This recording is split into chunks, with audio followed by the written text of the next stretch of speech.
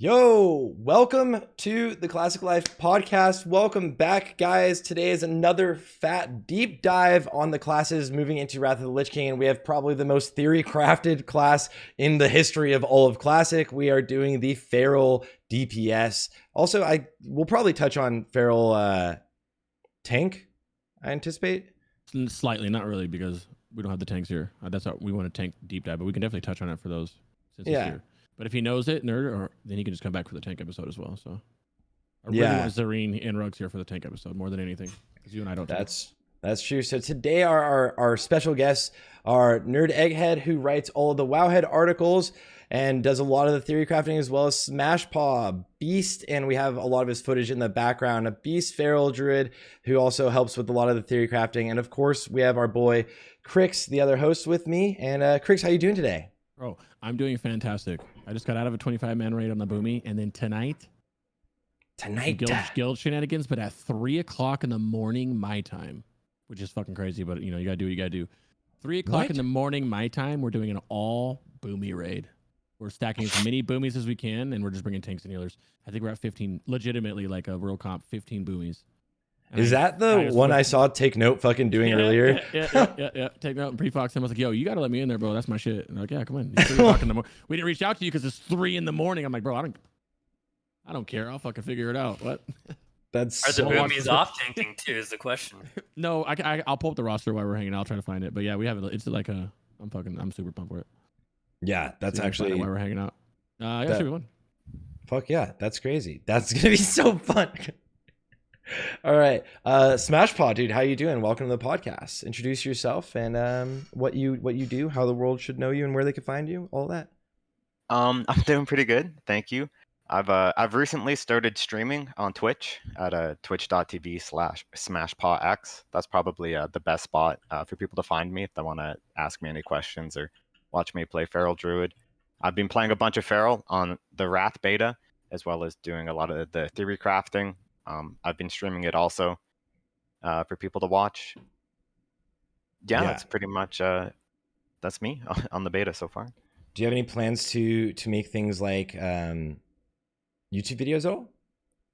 Yeah, I have right now a single YouTube video of just me DPSing Hygen with what I felt was a good lacerate weaving rotation. It was when Hygen was bugged, so we didn't do the dance, so it was basically a patchwork fight. Just a flat out, like, just the rotation. Yeah. I am planning to make some video guides at some point. Maybe. I'm sort of kind of getting into content creation a little bit. I've been pretty lucky in that people have been pretty supportive when I've been streaming. But I don't really have any experience making a lot of YouTube videos, so it's a little bit outside of my expertise at the minute, but it's something that I'm looking at doing for sure. Trust me, when you start, they're like so mediocre unless you're literally Jordy, who started out with like the most well-edited fucking videos of all time. When you start, like, you just start like slapping them out there and you learn as you go. So don't feel intimidated. Thank you. By the way, we will be hosting this beautiful Smashpaw after this. I don't know if Sarthe said that. We're hosting him after this. So if you want to see some Feral gameplay, that's where we're going afterwards. Yeah. I don't think I'll have time to do raids after the podcast today. I'm moving tomorrow, so I'll do some packing today, but I'll field some questions and maybe hit the target dummy a bit just so that people can see the different rotation ideas that we have and I can talk about them. Hell yeah. All right, and NerdEgghead, welcome to the stream. Thank you for being here. WoWhead writer extraordinaire, theory crafter extraordinaire. Please introduce yourself to the stream. Hello. Yeah, thank you for having me. As you said, I'm mostly known for my work theory crafting, the Feral spec, both roles, both tanking and DPS. I've been doing that pretty much since, I don't know, somewhere midway through Vanilla Classic is where I got really interested in it, but much more seriously in TBC, where I wrote the Cat DPS sim and maintained that and updated it. And I've been doing the same now for Wrath, where we've just this week released the first big version of the Cat sim. And I've also been maintaining spreadsheets and stat weight calculation tools for bear tanking and generating Bis Lists and that kind of thing. And then sort of as a result of all that, that kind of feeds into all the WoWhead guides I write. So you might be familiar with the Feral guides from TBC. The Wrath ones are on their way. They're maybe about halfway done, but you'll see a big wealth of content there coming out probably in the next week or two. Mm-hmm. Well, welcome. I have like the most like generic, but like honestly like surprising and exciting question. How is Feral feeling for both of you guys on the beta right now? How is Feral feeling in Wrath? Was it what you expected? I know we're seeing a lot of changes very quickly. So let's start Smashpaw. How's Feral feeling for you? Feels like a lot of fun. The rotation is pretty complicated, which I like. I'm someone who really enjoys classes that have a complicated rotation. That's sort of like an active puzzle to solve. So in that respect, it's a lot of fun. There's a lot of utility. Basically, there's always something that I feel like you can do as Feral to help out the situation that's happening.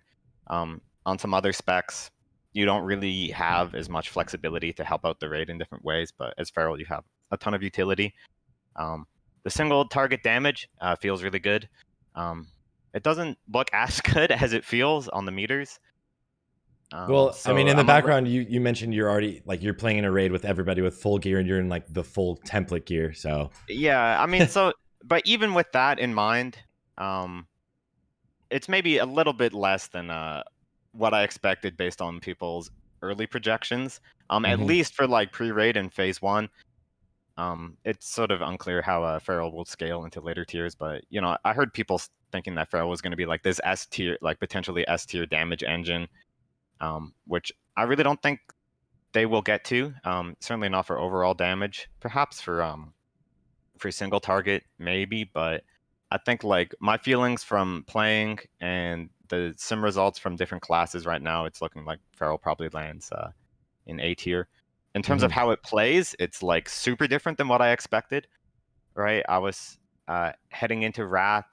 I was expecting to be in cat form the whole time and using I'd watch some videos, and it was mostly talking about the private server techs of using like Feral Fairy Fire to fish for Omen of Clarity, and then like Flame Caps and Dragon Breath Chili, or like the food buff that spits fire.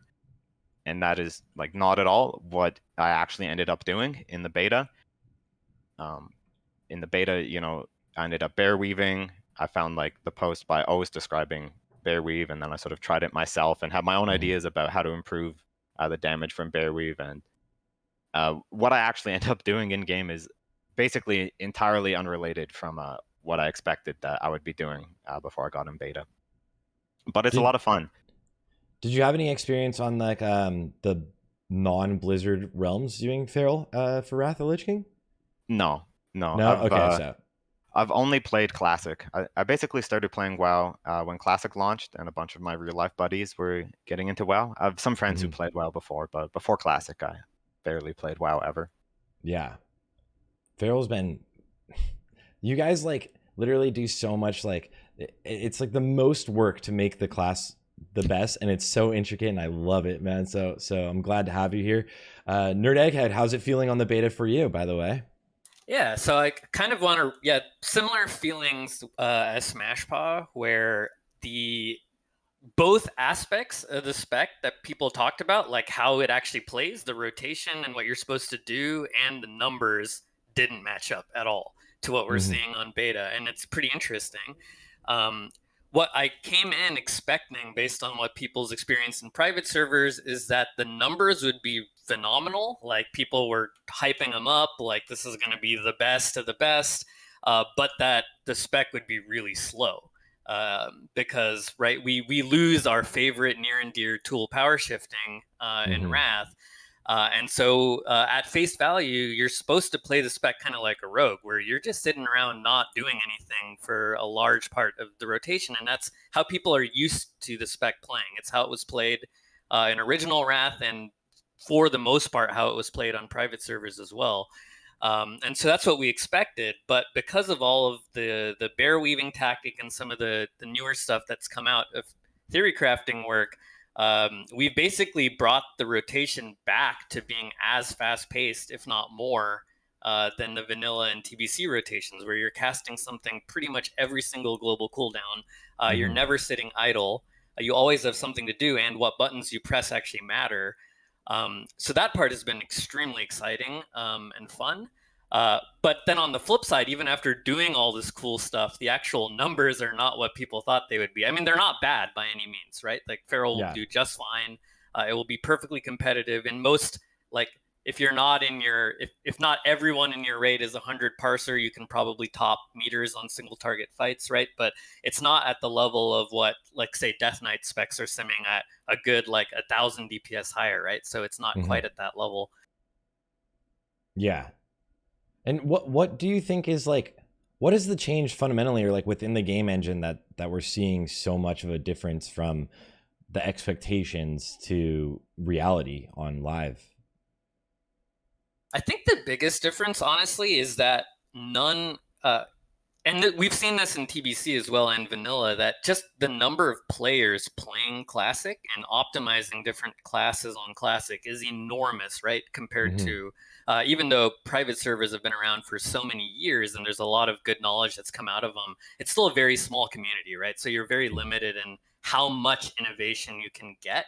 And all of a sudden, you now have this huge community of players looking at these specs. So I think all of the other specs, I think, are doing, have all been doing way, way, way better than they likely did back then, or what people may have been remembering, right, from original Wrath, when Ferals may have been topping meters all the time.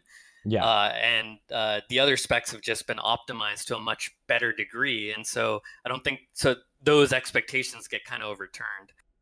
Yeah, that makes a lot of sense. Do you feel similar as well, Smash? Yeah, pretty similar. I mean, another thing I would add that is specifically really different about private server engines versus what we have now is Feral Fairy Fire having a good chance to proc Omen of Clarity. Because Feral Fairy Fire is a 6-second global cooldown, if you're using that as part of your rotation, you can fill a lot of your GCDs with just that cast, and then using the potential clear casts that come from that. But what we've seen on beta is that is like not at all like a viable DPS gain. I personally don't think I've ever had an Omen proc from Feral Fairy Fire, so we just have to fill our GCDs in other ways. Another thing I would say that's different about Feral than what I expected based on what people were projecting, that's better, is the flexibility in terms of being able to tank and DPS in the same spec.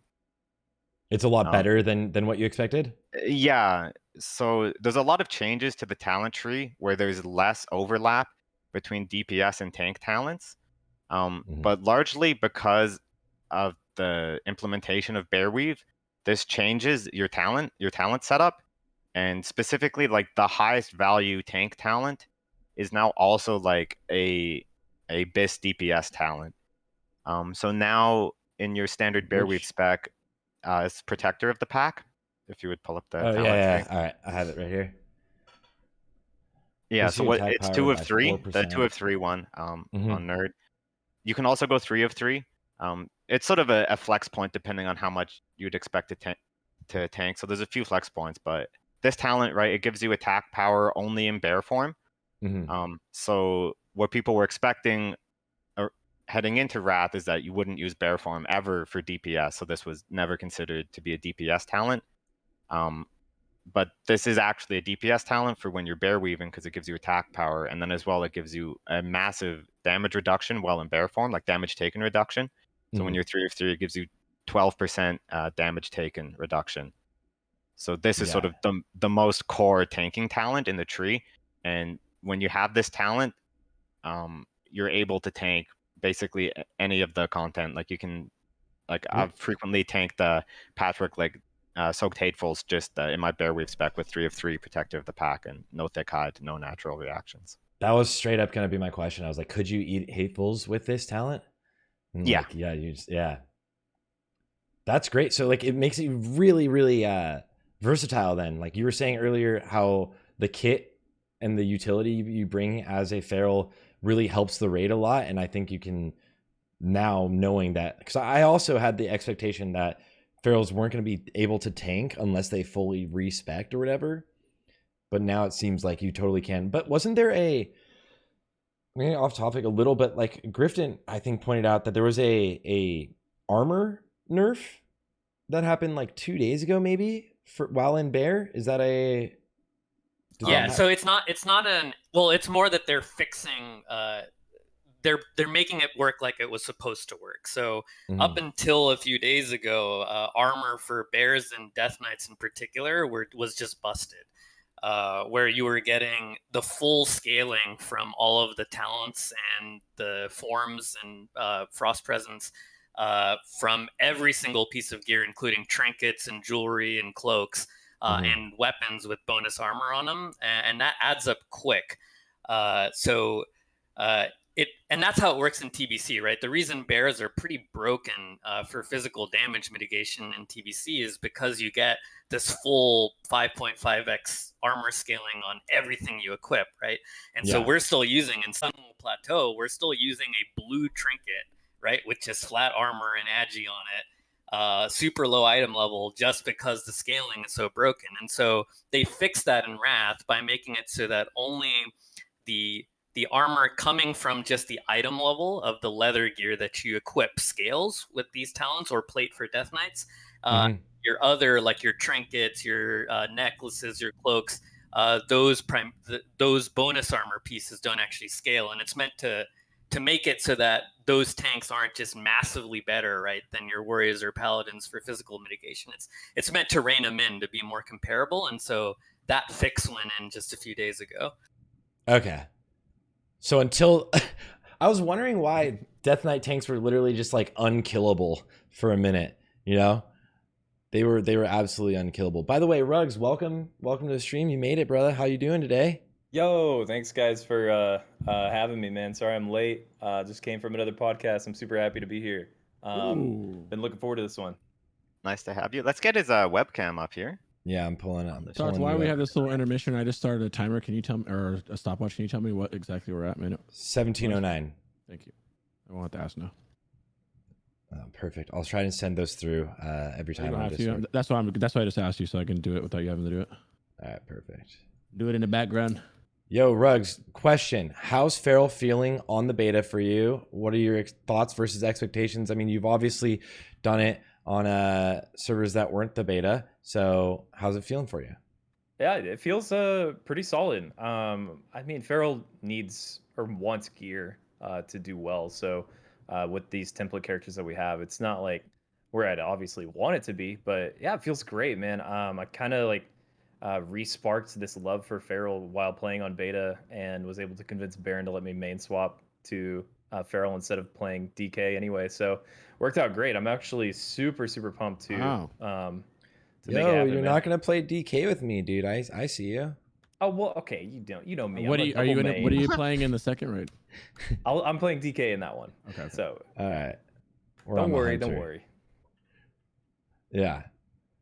Well, what are you thinking? So both NerdEgghead and Smashpaw said like they're feeling like the DPS output from Feral is a little bit less than expectations or what they thought or heard would be from other data, right? And how it's doing for reasons mainly because a lot of the other classes are performing better than everyone expected because there's more people really testing out different things and theory crafting things. So how does that really add up with your experience so far, or is that are you seeing yourself top of the meters? That seems pretty right on par for the course. The only thing I would say is, in my experience on Feral and in my experience on P server, all we have ever cared about is like boss damage and boss stuff, and so we haven't cared to like optimize our raids for trash or anything. So we have had access to blood DKs for forever. So even when we're doing dumb shit like Nax farm, we're still gonna have a blood DK giving us hysteria on every single boss. So Feral has performed super well early because we're always getting funneled that hysteria, as well as when we get into Ulduar, we're always getting hysteria in every other later phase into the game. And so not having access to one, gear, and two, like hysteria, because like you've seen in all these runs, like most DKs are playing like Frost or Unholy Tank, or you're just not taking a blood at all, or if you have a blood, you literally only have it on Patchwork. So I don't know if you've seen like Patchwork damage, like Patchwork with hysteria, Feral's doing just fine. Or with Unholy Frenzy. Sorry, I don't know. You're um, fine. and overall feels fine too. I mean, I haven't played Feral a whole lot in Nax, but the times that I have, I feel like my overall damage was solid. So I haven't had too many complaints in terms of my damage output yet. I think it obviously could be better, but I'm expecting it to go way up once we get more crit and stuff. Yeah, Yeah, and I've talked with you before, and you mentioned that you think Ulduar levels of gear is the best spot for Feral. Potentially, yeah. Potentially, it's a really solid place for Feral. They are. I mean, I don't know if you would technically go it at the end of Old War, but you have the access to go for full soft cap armor pin in Old War. The 2-piece set bonus in tier 8 is really solid. Hell, even the 4-piece is decent if you just had 4-piece before you got full Bis. Feral is hitting a really nice spike in Old War on top of the way that um, the encounters work in Old War. All the boss fights play well to the damage output, the damage profile of Feral. With the news that came out yesterday that Blizzard's looking at doing a stat squish for ICC and Trial of Crusader, does that affect Feral in a negative way? Because I know it hurts most physical DPS and like fire mages because of armor pen cap and such. Like if you have less or gear at a lower eye level and the stats are being squished, how does that? Because you mentioned it's Ulduar where Feral feels really like they're in one of their best spots.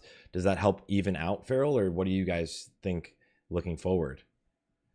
So one of the, I mean, at least one of the common wisdoms, right, and we don't know exactly if it will translate to Classic, is that late game, very late game, Fury Warrior outscales Feral, right, is one of the things that people say. We don't know exactly if that will hold up.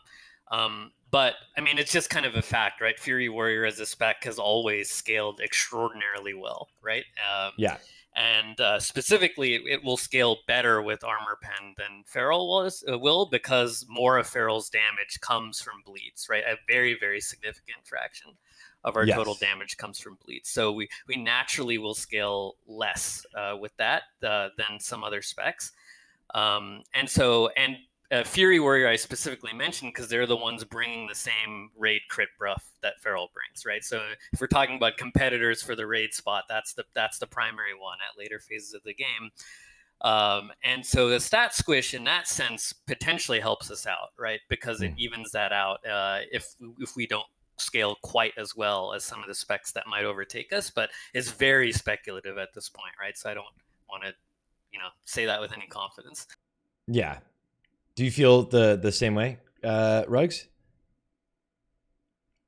Yeah, I feel like that's fair. I think Feral doesn't have any issues hitting a hard cap armor pin with phase 4 gear, like not even having access to anything from Ruby Sanctum or anything. So your gymming is actually oftentimes going to be like your orange strength crit or agility. You'll obviously stack like as much armor pin as you possibly can, no doubt, but you have plenty of wiggle room there. You're going to go over armor pin cap with technical full phase 4 Bis setup. So if there was an eye level squish, you should, in theory, still be able to hit that hard cap, even with like an eye level squish heroic DBW, whatever that could possibly look like. I have a million reasons why I hate this eye level squish, but in terms of Feral, I think Feral should be just fine. Okay, and I maybe I should. Why do you hate this high level squish? How do you guys feel about it? All of you, including Crix. Let's start with you, Rex, because you feel like I feel like you're worked up about it. Let's go. Okay, so there's a lot. First of all, they want to do this so that people have more reasons to go back to Old War.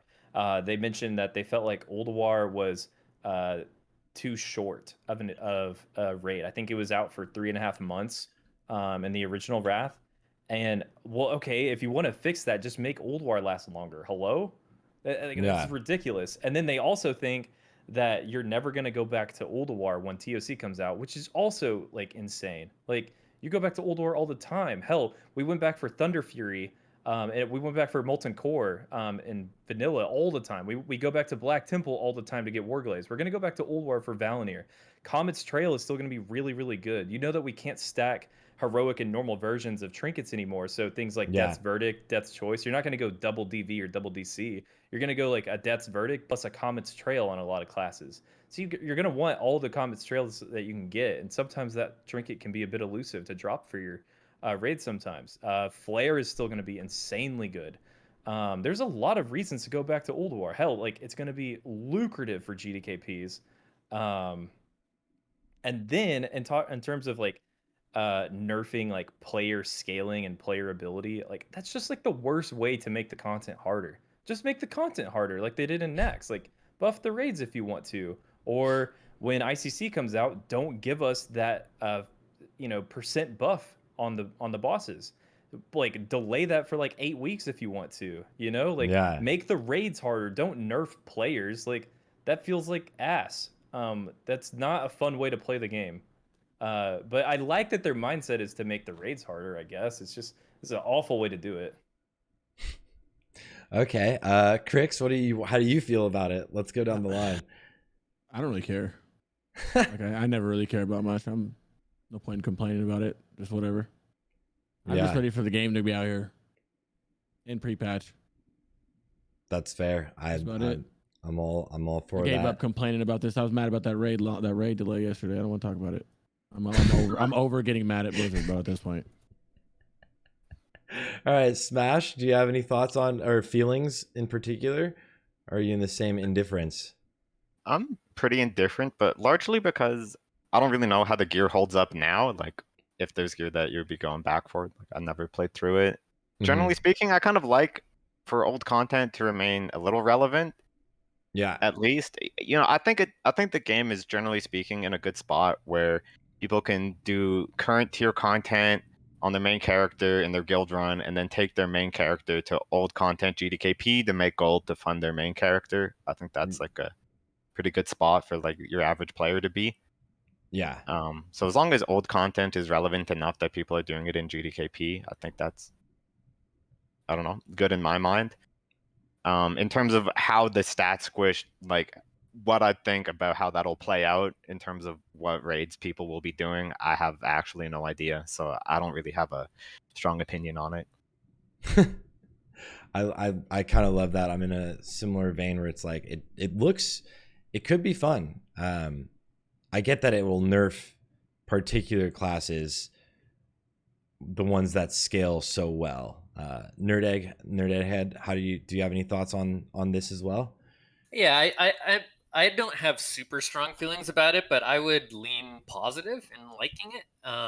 The main reason being that, and this is again just purely personal preference, I like the way that Vanilla and TBC have felt in terms of the gear progression being very, very gradual between tiers, and that's kind of a highlight feature of just old classic WoW, right? And it gives it more of an RPG flair. You aren't like instantly replacing your entire kit every single phase. And Wrath is kind of where they changed that, right? Where just between phases, the just pure power spike from item level is so enormous that you're almost playing a different character, right? Every phase.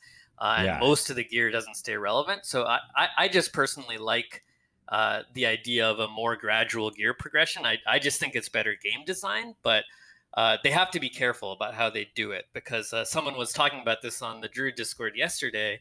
It's not just item level that you have to nerf. You have to look at things like set bonuses too.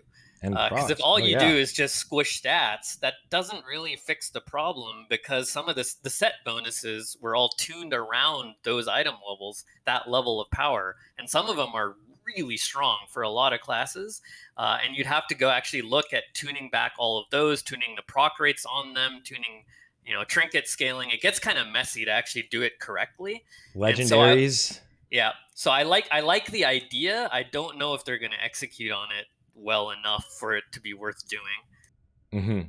I think that's fair. I think one of their biggest draws or like ideas for it is that Trial of the Crusader, realistically, you're going to finish in like what, an hour once you have it on farm. So then like your raid day, if you're not running a 25 heroic and a 25 normal, you're finishing that really quickly, right? So then the one thing I think is really cool is then you can go back into Ulduar, which Ruggs is saying you're going to obviously do already, but now it'll feel more rewarding going back in and doing those hard modes, I think. Yeah, and it'll affect. I think for the top end players, right, the really sweaty guilds, it won't really matter. Like Reg said, everyone's gonna do all the content because every raid's gonna have that one little trinket or that one upgrade that you didn't get, and you're gonna do it, right? Yeah. But I think for the player base at large, that won't necessarily be the case, right? I mean, how many players, like how many like people who are in Sunwell gear, like raid Karazhan, right? Like it's not like a common thing that you want to do, but they do raid. Will often raid SSC or Black Temple, right? Yeah. So I think it has that impact where like your typical average player might be more incentivized to run that content, other than for these small individual upgrades. Their overall, they might have 5 or 6 upgrades that are relevant. Yeah, I mean the sweaty guilds were running AQ until like at least once or twice a week until like near Black Temple release. Like Yeah, for the armor pen trinket. Yeah, fully. Meanwhile, fully. a bunch of dad guilds like stopped running BT immediately, and you have all these like sad warriors and rogues who never got their glaives. Yeah. So maybe that'll help. Maybe we'll see that help. Crix, I have a question for you really quickly. I know you played some Feral. I know you've delved into the Feral life. How do you feel about it? And how's Chat it? made me do it because everyone's like, oh, it's so much like an Affliction Warlock, and I was like, yeah, whatever. And then finally, I just played a Druid for the first time, which was a boomy at first, and then I just liked the Druid like fantasy, the shift changing and stuff. So I was like, oh, I'll try Feral, and then I don't know, it's just a lot of fun. It is a lot like, in a weird way, it is a lot like Affliction. I get why people say it. I meme and say I don't get it, but it makes sense. Mm-hmm. I like the classes the specs that have, you can see the min-max in it, It's a lot of fun. I'm going to be playing. It's the only melee I'm going to play. All right, there we go. I'll take it. Mm-hmm. That's high praise. That's good. Yeah, like because that's why everyone keeps coming to the stream, and all these like streamers that are doing these runs is like, there's not really good Ferals in their runs, right? And so they just go, oh, Feral's trash. I'm like, no, they're not, bro. You're just not. This is not a fucking Feral Druid. This is a cat in this raid right now. That's 10th, 11th, 12th DPS every goddamn time, So I'm excited for the game to see, so the Ferals come out, because I think they can pump way harder than what people are saying. I think they're underrated. Do you think that the top tier Feral is? I know the answer to this, but the top tier Ferals are like miles ahead of the average player. Oh yeah, it's one of those things like AF where you're gonna, small things that you fuck up are gonna make your rotation worse. I mean your DPS worse. Obviously that's with every class, but some classes like AF and like Feral have multiple things that compounds on that'll make you just shit. And if some people don't read WoWhead guides, they don't look at YouTube videos, they don't do. This is one of those specs where if you don't know what you're doing, you need to look it up. You have to figure it out because you're not. I don't think you're just. I mean, I'm not smart enough to mentally figure it out, right? Bro, no, it's super awkward. Yeah, if you don't watch guides, you don't watch YouTube, you don't do Discords. I mean, obviously none of you count because you're listening to this, but those people out there, which is a huge percentage of the population of WoW, this is not one of those you're pressing, one button, 2 buttons. It's like you're gonna be wondering why you're significantly lower. Whisper, how'd you do that much damage to somebody? You know what I mean? Like the good old days. Yeah, I think it's one of those classes that like if you're doing your rotation wrong, it's a ridiculously significant difference. And like I've been delving into Feral quite a bit. It's so fun. But even like now, I've been doing it for like a week. Even now, I was doing a Sarthe 3D, and I was like topping the meters for like the opener, and then like I would fuck up my Bearweave, and then I would like let some dots drop, like bleeds drop, and I was like, oh my god, like you get really used to it eventually, but it takes a lot. And even like with the wrath weaving and stuff, I saw Grifton even like learning the rotation and spending time doing it, and saying it felt clunky at first, and like that's like an exciting thing about a class, to actually have the ability to really good players at the class, when they're changing the rotation, have to practice it. Yeah. One thing I would say about when you're looking at Feral, like at the top end versus like at a high end versus middle of the pack and at the bottom is a lot of the like really more difficult rotation optimizations aren't actually that huge of a DPS gain.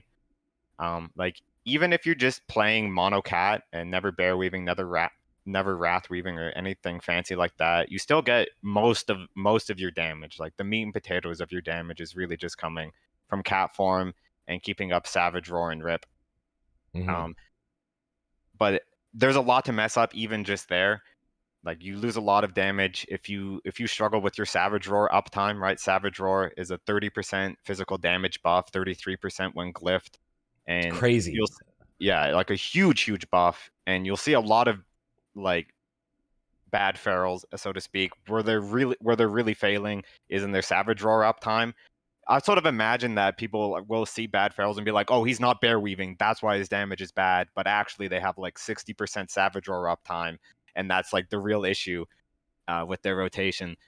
The things when you get to bear weave and even wrath weave and flower shift and all the sort of advanced techs, that's going to be like a small edge where like really good players can use that to sort of show off their skills, but at Mhm. the same time, it's probably not going to be any bigger than the margins of variance from fight to fight. Like there's a good chance that someone just sitting in cat who got lucky crits from their shreds is going to out DPS you, even if you're doing all the tricks.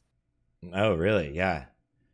So it's Yeah, it different. was Like, kind of it was we've had the similar story for Feral and TBC as well, right? Where there's a lot. I mean, TBC the rotation still isn't completely figured out. There are still like small micro optimizations that we don't know yet, just because mhm. there's so many different scenarios you can show up with.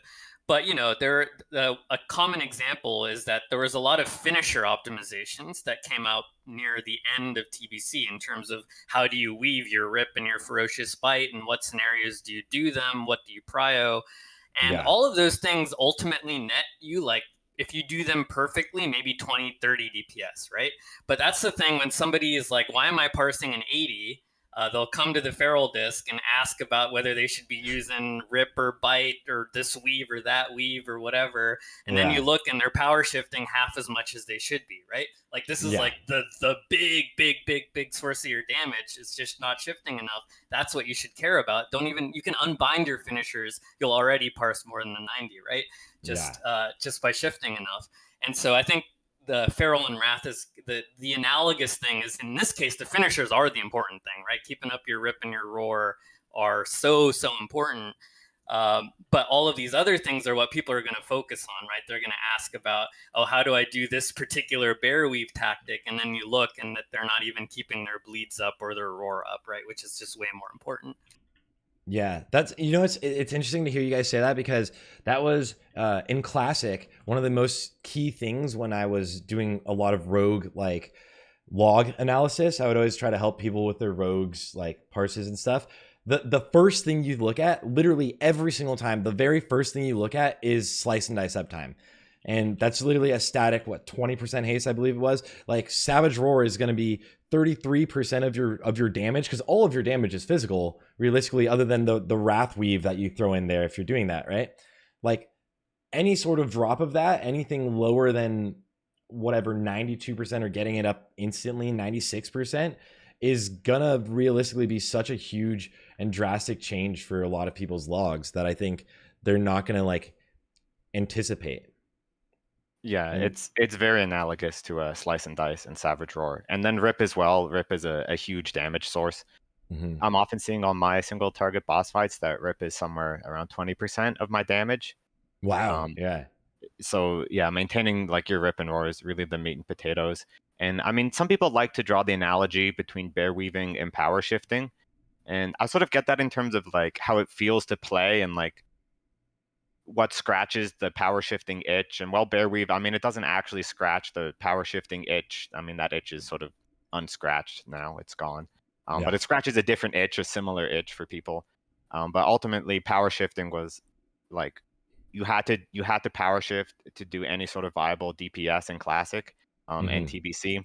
Whereas in Rat, you don't really need to bear weave to be doing like reasonable levels of damage. You're not going to look like a complete meme relative to other ferals that are bear weaving if you just play cat well. It's really Uh-huh. just Rip and Roar is going to be the most important part. I haven't. I will get into rotation soon, but really fast. Like, how often do you keep up? Do you rip on like trash? Never, right? Like Never. were you okay, Never. cool. All right. Almost don't even bite on trash. Yeah. On trash, you're almost always, at least what I'm doing is almost always just trying to maintain Savage Roar. Like, a lot of times you walk in, you don't have Savage Roar, you use one ability to get combo points, and then you put up your Roar, and then the fight is almost done, your trash pull is almost done, and at the end of the trash pull, you try and get a Roar refresh so that you can go into the next pull with Roar. Because a lot of the times on trash, you want to be using cat swipe, and swipe doesn't build combo points. So a lot of the time you're like, the start of the fight, you're either like getting a Roar or you're just going straight into swipe. And then at the end of the trash pull, you're trying to get a Roar so that you can bring a Roar into the next packs so that you can start swiping immediately. That's what I thought. I wanted to make sure I wasn't fucking that up. Yeah, I mean, that's like my feeling on it. That's not something we've specifically simmed, but I really don't feel like there's many opportunities to bite. I mean, bite itself only really becomes better than shred on damage per cast when you're at like 4 or 5 combo points. And in my experience, it's just a lot better to keep your roar up. Yeah. Well, with that note, this is a perfect time. What are the Druid class changes? Because you guys have mentioned that there's a lot of changes in rotation and your abilities. You're no longer power shifting, all of that. What are the class changes? I'd like to send it to you, NerdEgghead, because I just stuttered so hard there because I have it pulled up from your WoWhead guide right now. Yep, I just pulled it up myself so I don't miss anything. Let's see. I think I won't go down this through all these. Let's go through the important ones. So the big important one, which is what we've been talking about, the death of power shifting.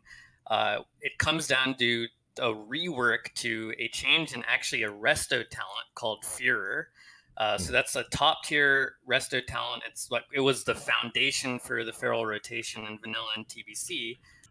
And what this used to do in classic and TBC is anytime you would shift into cat form, it would just give you 40 energy, and that's it. When you're maxed talents. And so basically what this functioned as, it was just a button. Like the power shift, people complicate it, but it's just a button that you could press whenever you wanted to spend a GCD and get 40 energy. Free. Yep. And you could, no matter what you were starting at, right? And it synergized really well with the classic item Wolf's Head Helm, right? Which would boost that from 40 to 60 energy. And so the combination of those two things meant that you could cast basically every single global cooldown, right? You spend your energy. Once you burn it and you have nothing you can cast, you just shift and you get back to the energy, and then you can start shredding again, and you don't have to wait. And they realized that this was not the gameplay they intended for the spec, so they reworked it so that now what happens is that you're always passively regenerating energy in any of your forms as a druid. But when you shift into cat form, it just zeroes out that energy. And so what the talent instead does is it just lets you keep up to, if you're maxed, 100 of that energy, or 60 if you have 3 points, for example, of that energy that you regenerated, and it will cap you at that value. But you don't actually gain any energy instantaneously from it. Yeah. So which means there's no longer any benefit to just directly power shift back into cat. You can do it. The tech still works, but you don't gain any energy from it. You just have exactly the same energy you had to begin with. And then on top of that, to add insult to injury, they nerfed Wolf's Head Helm to just do nothing if you're above level 60. Like it just doesn't have an effect at all. And so our two ways of generating energy on demand are just gone now. And so to compensate that, what they did is they tried to put some of that functionality into the Tiger's Fury button, which was a cooldown that we basically never used other than in niche situations in vanilla and TBC. It just wasn't very energy efficient. It's just a temporary damage buff, right? What it's supposed to do is it just makes your auto attacks and your shreds do slightly more damage, but just not enough for it to be worth casting originally. But what they've done now is with a talent, when you cast that, it's on a 30-second cooldown. You now get 60 energy on demand. So that same 60 that we were getting every 4 seconds with the power shift, you now get it, but you only get it every 30 seconds. It's now a cooldown. Yeah. So then you're using it whenever you're out of energy. You're like Tiger's Fury, boom, instant 60. Yep. Yeah. So you use Tiger's Fury in basically the same way that you would have used a power shift. It's just that you can't do it nearly as often because it has a long cooldown on it. Mm-hmm. But it's performing a very similar role. And then the other thing they gave us is they finally gave us something similar to a rogue's adrenaline rush via the berserk cooldown, which is the other way where the game kind of lets us press buttons more often without just waiting on energy, because at least we have this cooldown where all your abilities cost half as much as they normally would. Which is really just, it's very similar to an adrenaline rush. Your energy regeneration rate is doubled. Here, the rate at which you spend energy is halved, more or less the same way, more or less the same thing. But it means that when you have it active, then you can just spam your buttons. You can just press a button pretty much every GCD while it's active, and you get a very similar feel. So between those two, you've recovered some of your ability to press buttons, but you would still have a lot of idle time relative to a TBC rotation without all the other Bearweaving and other stuff that we've added to it. And that the change to Fuhrer is the whole reason why you can do Bearweaving, right? Because you're just statically gaining the energy while you're not in cat form. So you can just exactly, yeah. So quite interestingly, Fuhrer is still a really important DPS talent for us. Even though we can't power shift, but just for a different reason, because it lets you bear weave. It lets you keep that energy that you're regenerating. Yeah. So that with Berserk, I just noticed that it increases, or your mangle now hits 3 targets. Do you still, when using Berserk, spam swipe? Obviously get up whatever, I'm spacing on the words. You get up the Savage Roar. Savage Roar, yes, thank you. You get up Savage Roar, and then do you spam swipe when you're on trash or anything, or Berserk is like almost exclusively, from your experience so far throughout the raids, used on bosses? Exclusively on bosses, in my experience. We move too quickly boss to boss to ever Berserk on trash. Maybe if I like rewatched the VOD and was in a consistent group and I knew for sure there was going to be enough time, you might be able to squeeze like a couple Berserks in on trash. But generally speaking, if you Berserk on trash, every time I've tried to do it, I didn't have it for the next boss. So I just save it for the boss. And one question I had with this too, because this is just because I play the class now, using it around Tiger's Fury, because you can't use them at the same time. Is there a tendency? There's probably an optimal opener. We'll get into rotation. We'll get into rotation. How else does the class change from TBC into Wrath of the Lich King? And are there any other important changes?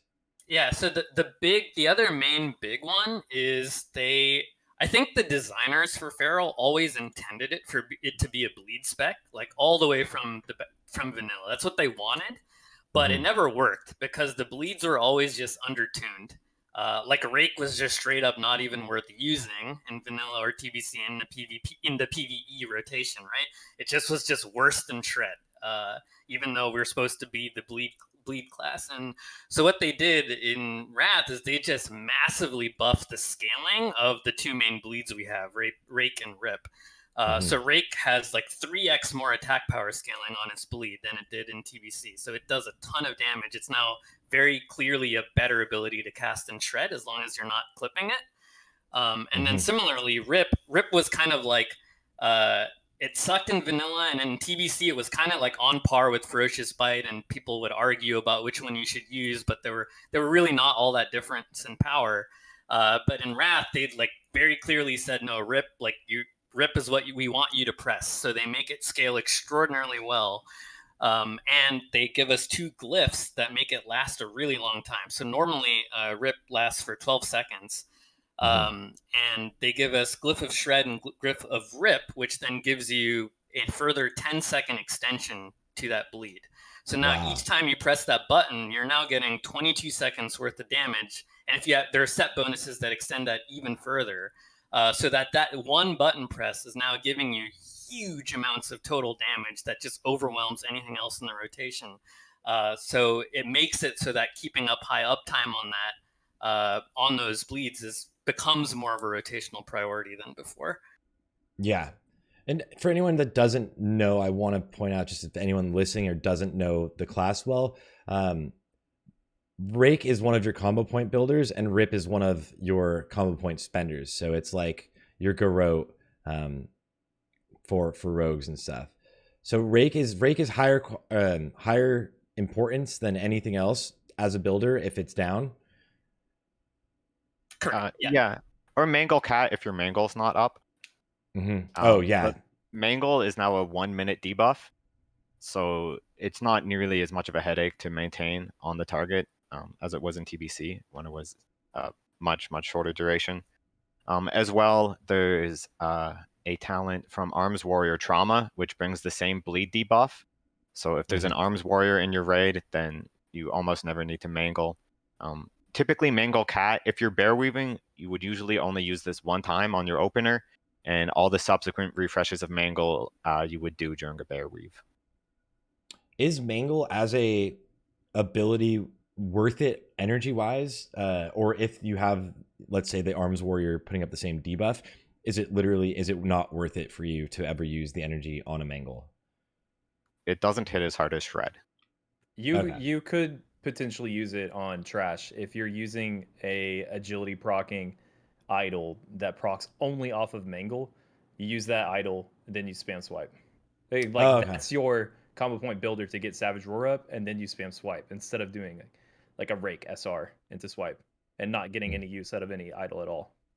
Yeah. So like Mangle has the interaction with like that one idol, like Ruggs was saying, but just in isolation comparing Mangle to Shred, as they both are just sort of, you press it, they cost very similar amounts of energy, and they just do a chunk of damage, and Shred just does a bigger chunk of damage. So Mangle, you're really just using for the debuff. Yeah. The only time you'd really cast it, other than to exploit idle interaction, which is pretty cool. I hadn't for Trash. The main thing would be positioning. Is like the practical situation where you'd use it, right? If a mob's being positioned and you can't, or it's rotating and you can't actually get your backstab off on it, then it's like just the default. You resort to mangling as your filler there, but hopefully you don't have to do that very often. Yeah, that's another thing I forgot to mention. Shred you can only cast when you're behind the target, whereas Mangle you can cast on the front. So if you're playing solo and you're questing, then you are just spamming Mangle and you never really get a chance to Shred. Well, how awkward does that feel? And feels really bad. The worst is Thaddeus, because you can't just go to Thaddeus's back, right, and blow up the raid because you want to Shred. So it's like a 50-50 that you're just stuck spamming Mangle because you're facing the boss. That was like back in the day going for Thaddeus Parses. I was like every time we would go for a speed run, I would be like so annoyed. Like when I was trying to get rank 1 world, it would be like, oh, and Thaddeus, I have 100% in his face parrying, and I was a dagger rogue just using Sinister Strike.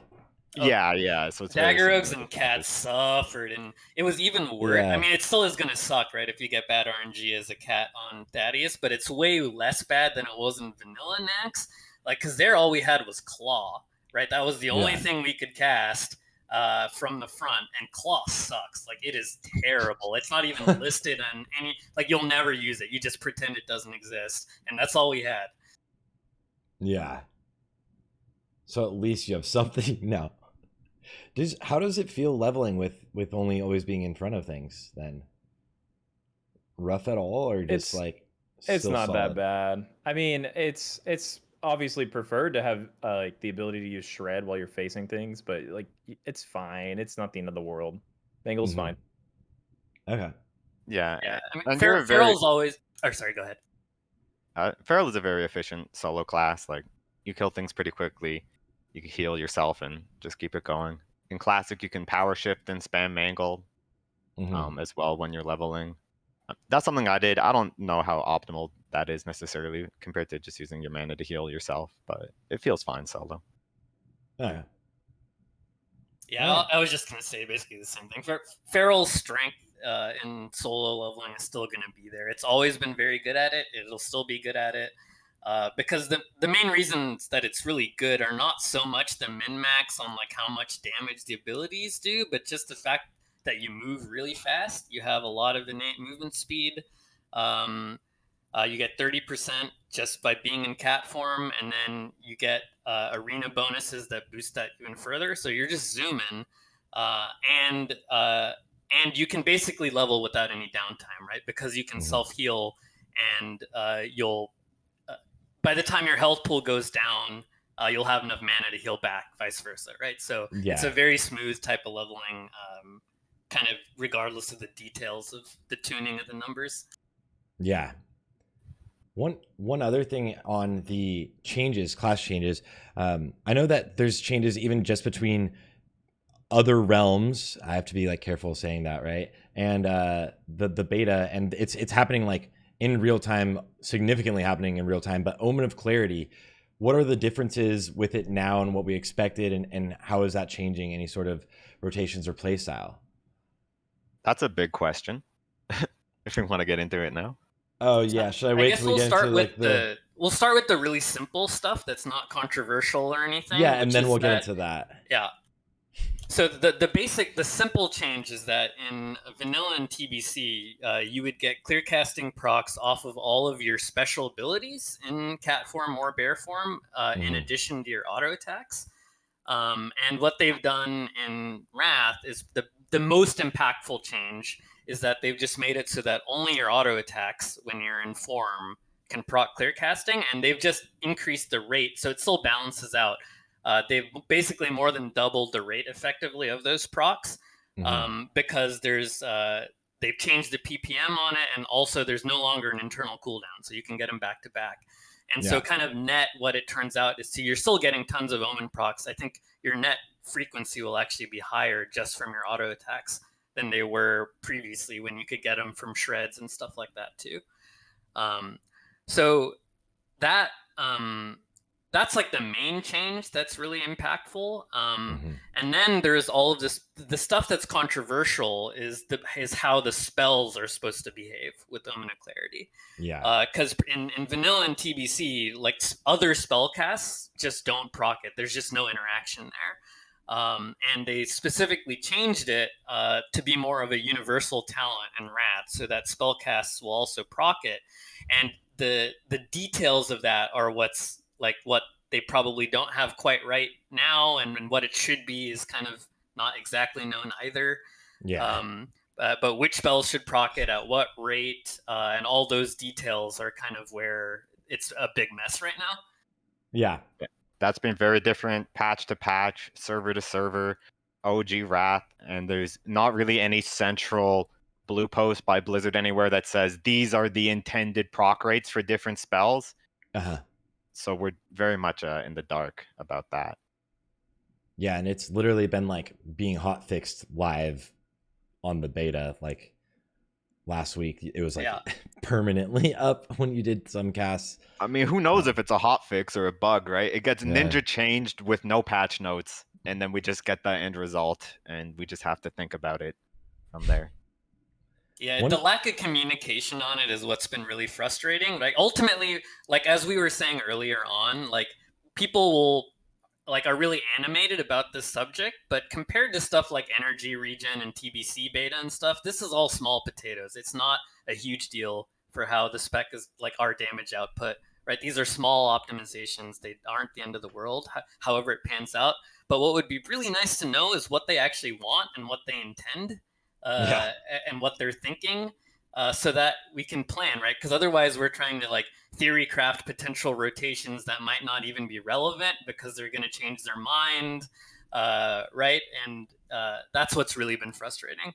And one thing someone pointed out actually in the chat that I'd never even thought about, but Ferals, did they not really have much AoE in TBC now that they get swipe? Or your best was Hurricane.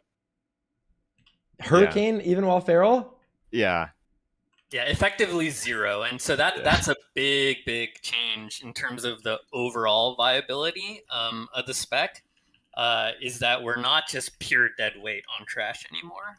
We're not the best, right? I mean, like our burst AoE is really strong in Wrath, but over a long, like if you have very long pulls and over a long period of time, it's not going to be competitive with the best AoE specs, but still compared to TBC, it's a mile difference, right? Like we're actually doing damage. You're not just in a TBC rate. Like you can be in Hydral, and other than your engineering explosives and maybe Hurricane sometimes, you're just single targeting one ghoul and off on your own, feeling completely useless, right? While the warlocks are doing the real work.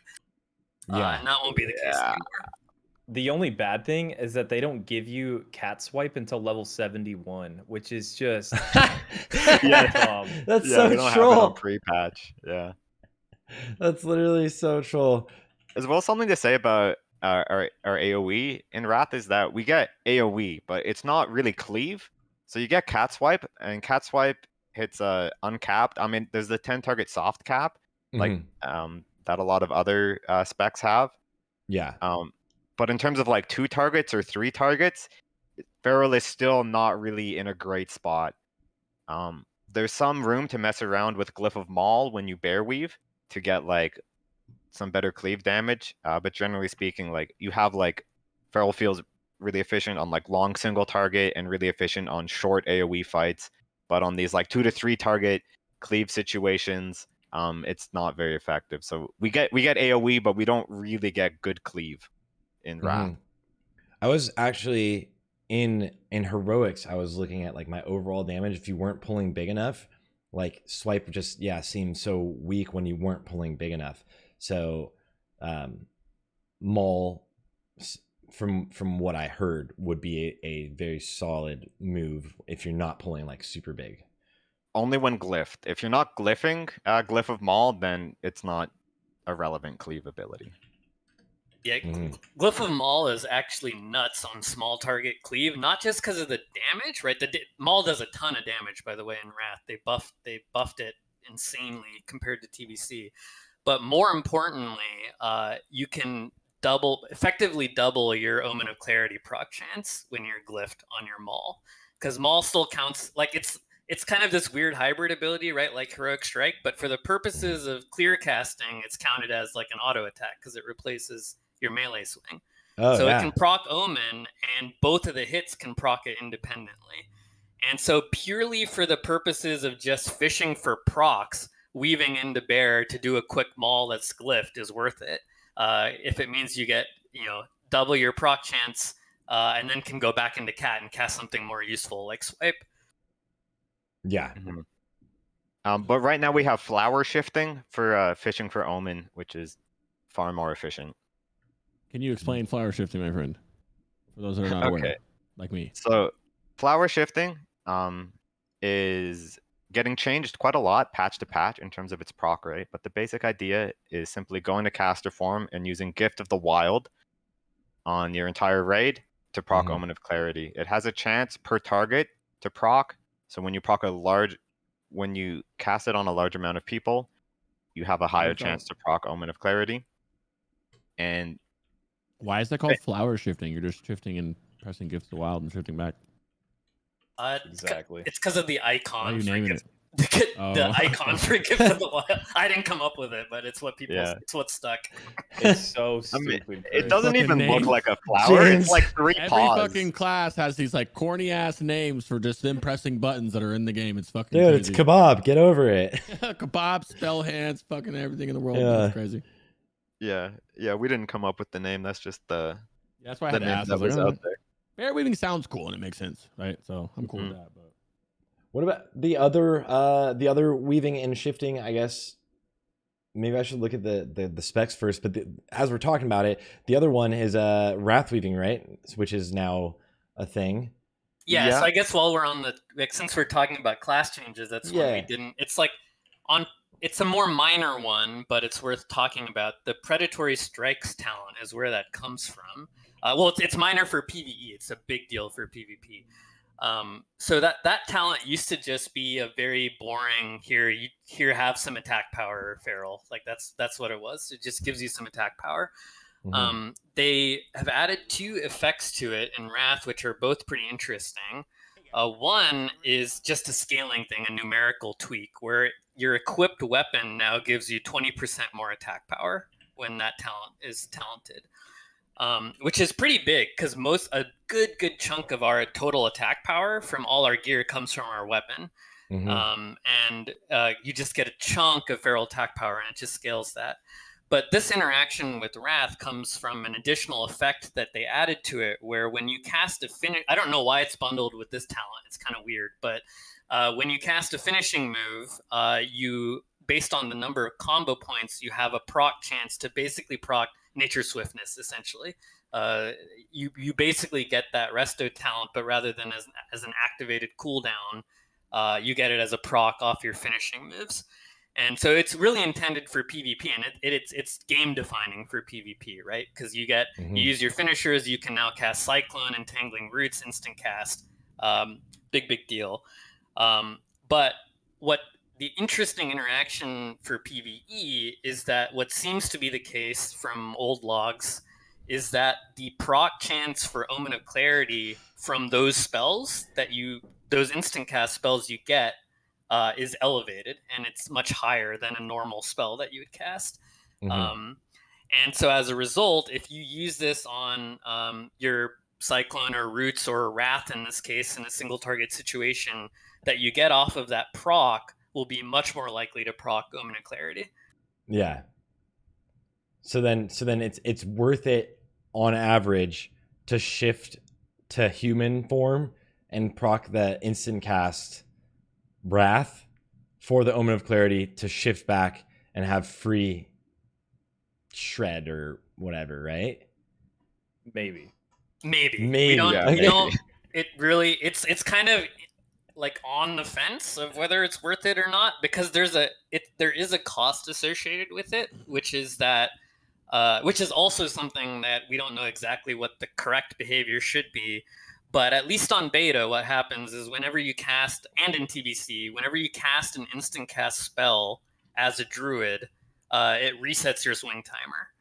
And wow. it resets the swing timer to the value you had in the form you were in. So we, wear pole arms and staves and maces and stuff that are like 2.5 to 3 second swing timers, and so you've now just incurred that before your next auto. So that's the cost to it, and which is why you kind of have to math out, and it's not exactly certain how it's going to work. But literally just today and yesterday, people have come up with weapon swapping tech to cheese that interaction, which is because when you swap weapons, it also resets your swing timer. So what people have been proposing that you do is you cast your Wrath, which will give you this long swing timer. You instantly swap to like a really fast one-handed weapon, which will reset your swing timer to a really short value, and undo that. And then you shift into cat form, you do your auto attack, and then you switch back to your normal weapon. So it's very convoluted, but it's actually not that hard to do. You just kind of macro it and you have a weapon swap, but it makes these kinds of tactics look more promising because you can kind of negate some of the downsides of that swing timer reset. Someone just asked what I read my mind, asking the real question, all this shifting, how much is it increasing? So each tactic has a different impact. Something like this, like Wrath Memeing, we're going to be talking about really, really minor gains, right? We don't know the numbers, so I'm kind of uncomfortable quoting it, but like my guess would be a couple % at best, like very, very small gains. Bearweaving, on the other hand, gives you pretty significant gains in the 7-ish% range is what we've simmed out. That's worth it, absolutely. So that's absolutely worth it, right? It's still in the realm where like if you just crit a lot, you can probably outparse that, right? But that's a sizable enough gain that any competitive player will probably do it. But some of the tactics that we look at are super minor, so there's a huge range. Yeah. So for me, I think Wrathweave is more fun than it is necessarily good. It also really depends on the proc rate. Like it was only the most recent build that they pushed out with the increased Omen procs that it was even worth considering. On the previous patch, it wasn't proccing Omen nearly often enough for it to be even considered as something worth doing. Yeah. But to me, it just adds a nice extra layer of convolution to this to the rotation that I think is fun. looks fun watching it right now. It does. Rugs, what do you think about this weaving shenanigans? What are you thinking, bud? You haven't chimed in yet.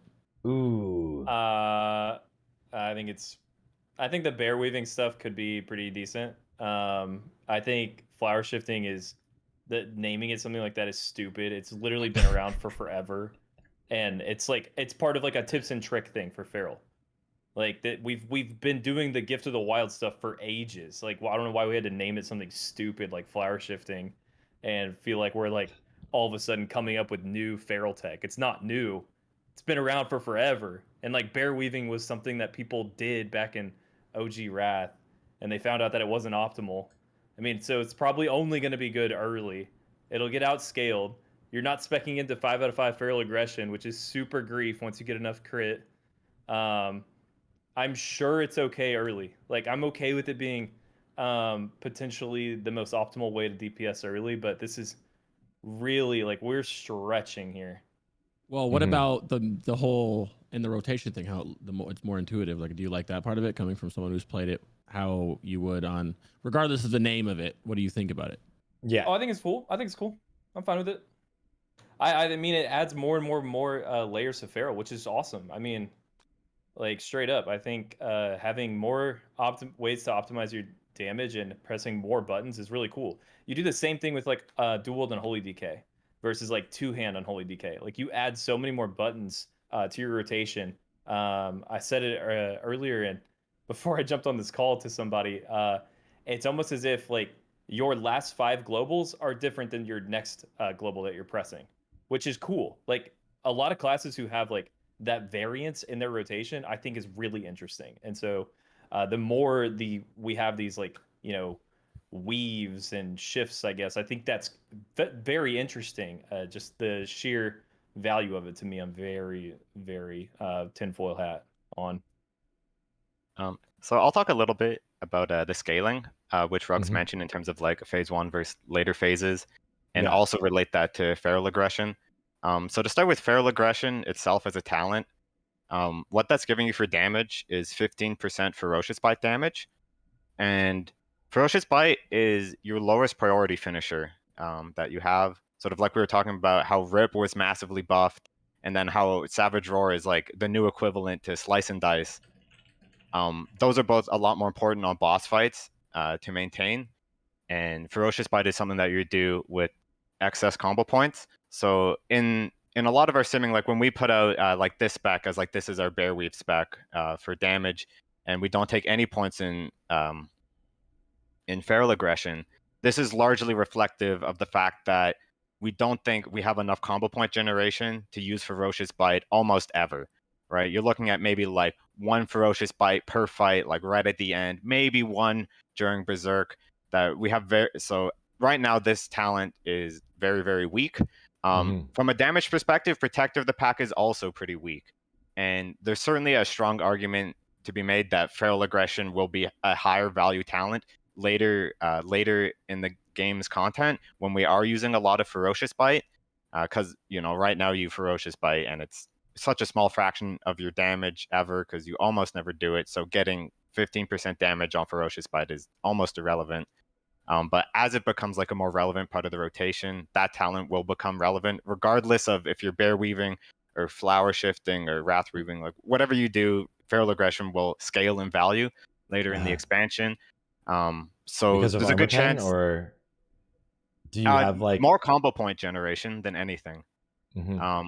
What like late game gives you more combo point? Is there a talent that gives crit. you a combo on crit? Yeah, I figured. Yeah. Okay. Primal Fury. So it gives you your combo builders generate 2 combo points on crit instead of 1. So right now in our template gear, we're sitting, you know, in the 40 to 50% crit range. I believe we get like crit soft cap, or we get like crazy levels of crit late game. It's also more than just crit though. Like there's one like a better revitalize uptime. If you have good Resto Druid providing that for you, that's more energy, which is more spenders, more combo point generating. There's also tier set bonuses. Like hell, the 2-piece tier 8 in Ulduar, that's giving you a chance to proc clear casting with your Rake and Rip. Hell, and Lacerate. So the more omens that you're getting, the more combo points you're getting. So the more you're going to be biting on top of the fact that you're gonna have more and more crit because you're actually gymming agility like a feral druid should instead of strength. I mean, we'll see what the sim thinks about it, but certainly there's an argument to be made. Like in my mind, the value of combo points right now is at some value, and it will only it will go down a little bit as we get more gear. When we have more combo points, but still not enough to bite commonly, then the combo points won't be worth very much. So But like we'll reach a threshold. point. Yeah, we'll reach some threshold where we can start fitting bites into a rotation commonly, and then the value of crit, like the value of agi, will go up quite a lot. The value of like strength versus agi is very dependent on like it's entirely dependent on using bear form in your rotation, right? If you're just sitting cat, agi is just strictly better than strength. Strength is pretty close in cat. The reason why we see strength as the optimal gem right now, like the intuitive explanation is that in cat form, strength and agi have similar value, but in bear form, strength is just significantly better than agility. So it's really just a consequence of a chunk of our damage coming from bear form that pushes strength ahead of agi. But even still, even with that, they are very close.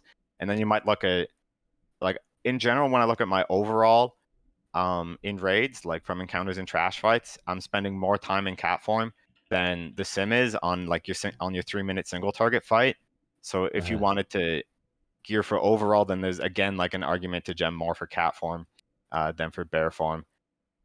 And then again, if we do have wrath weaving or flower shifting as part of our rotation, that is like less of our damage coming from bear.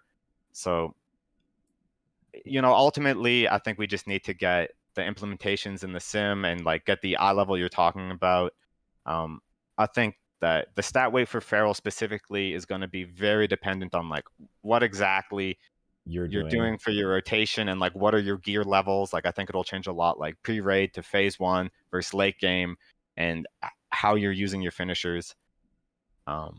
But certainly the value of Ferocious Bite is going to shine later on in the game when we have more combo points. Like Ruggs was saying, we are going to get a lot more combo points, not only from crit, but from Omen of Clarity.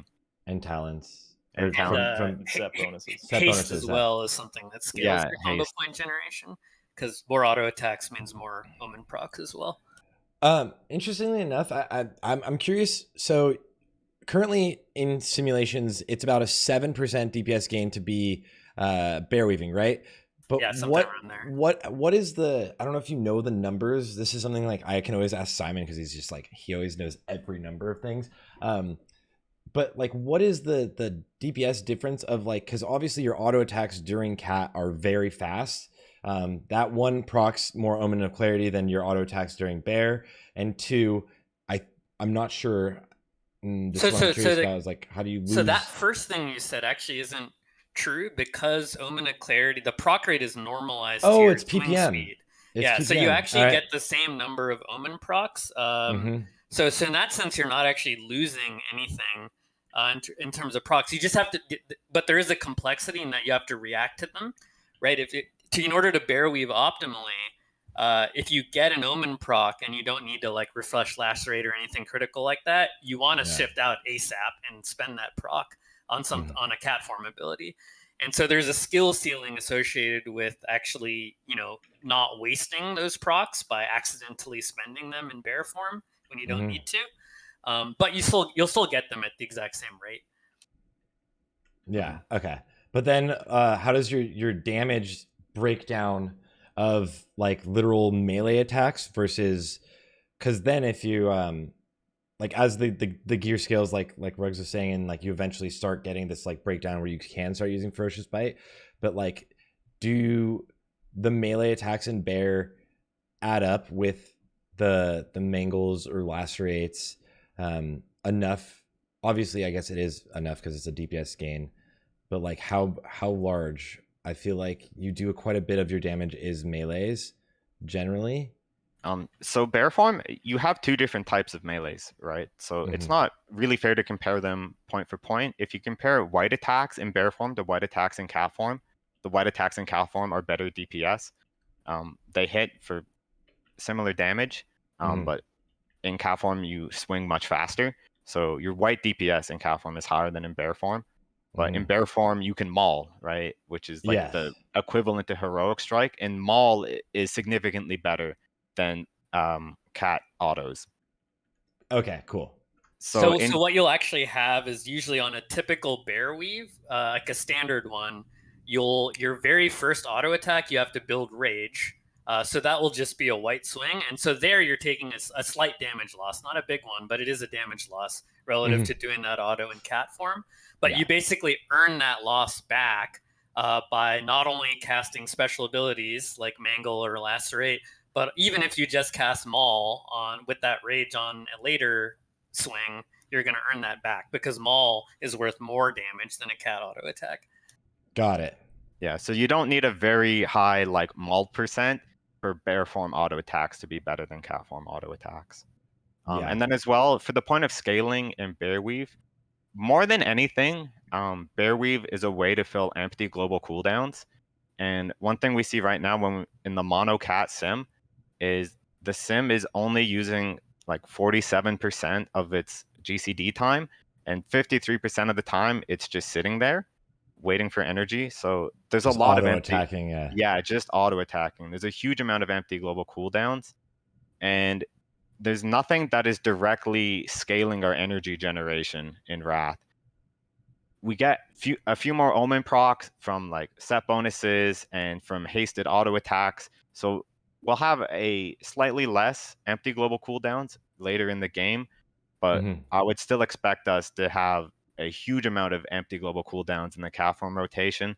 And it's those empty global cooldowns that are really the motivation for bear weaving in the first place. If you didn't have any empty global cooldowns in cat form, then there wouldn't be room to bear weave. But because our energy generation stays about the same, well, I mean, it does stay exactly the same, and it's only a small change from Omen procs that fill empty global cooldowns.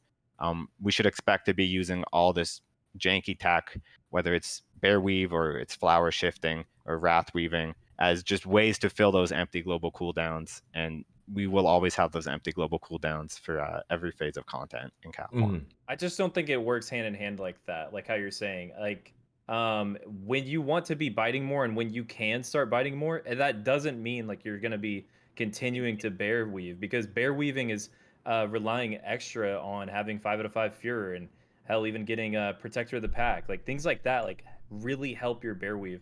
The longer that you spend being 0 out of 5 feral aggression, when you're at those later stages in the game, like we've been talking about, like that just sounds like you're grief weaving.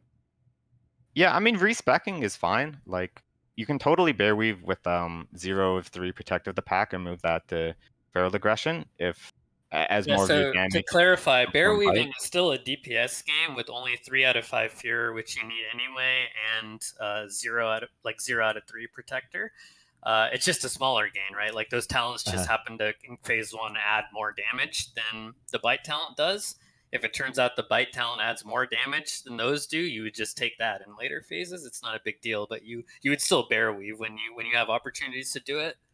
Yeah, as well from a rotation perspective, bear weave is essentially entirely unrelated to ferocious bite usage. Because you bear weave specifically avoiding clipping your energy generation, bear weave should not be impacting your combo point generation. If it is, that's really just a consequence of misplay.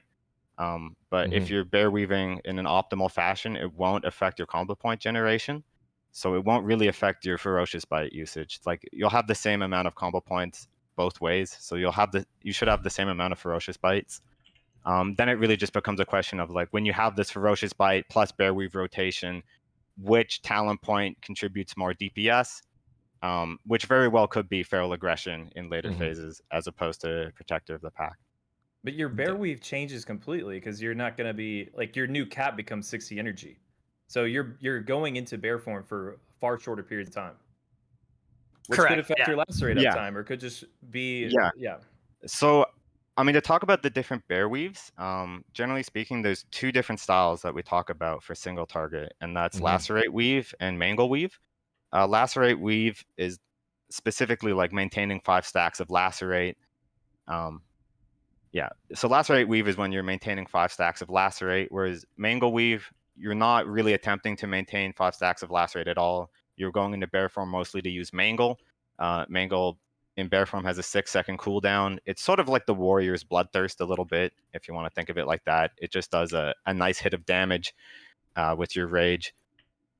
So if you're running like lower points and fewer, and you found yourself in a rotation where it wasn't reasonable to maintain lacerate, then you would just do mangle weaving instead. And there are a lot of fights where if it's very short, like right now we're simming, it's around a minute and a half, where mangle weave is just a better rotation than lacerate weave, because you don't have enough time to build the stacks and let the bleeds tick for you to get more damage from lacerate weaving. As well on fights where you know that there's going to be downtime on the boss, where because of the mechanics of the fight, you won't be able to refresh your lacerate consistently, you would also just do mangle weave. And it's just, would it be just like spamming mangle, or like mangle and maul while you're in bear until I mean, the you're ready basic to go idea, back? I mean, you can only do one mangle per bear weave because it has a 6-second cooldown. Yeah. So your basic mangle weave would look like you'd go in bear form, you'd have your first auto attack be white attack. If you don't get an omen proc from that first auto attack, then you would mangle. If you have rage, you would maul, and then you'd go back to cat form. If you still have enough rage and enough time to avoid energy clipping, then you can stay to use a lacerate as an additional rage dump, or possibly even bear form fairy fire, which costs no rage, and then you can get an extra maul. So if you are running like 3 or 5 fewer, then I'm pretty sure that basically moves any 2 GCD bear weave off the table. Right now, yeah.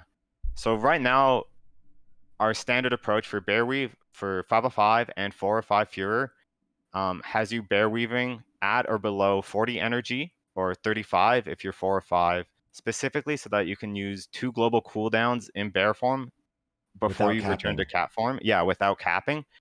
If you're 3 or 5 fewer, then there's no world where you can get 2 global cooldowns out, but you can still get 1.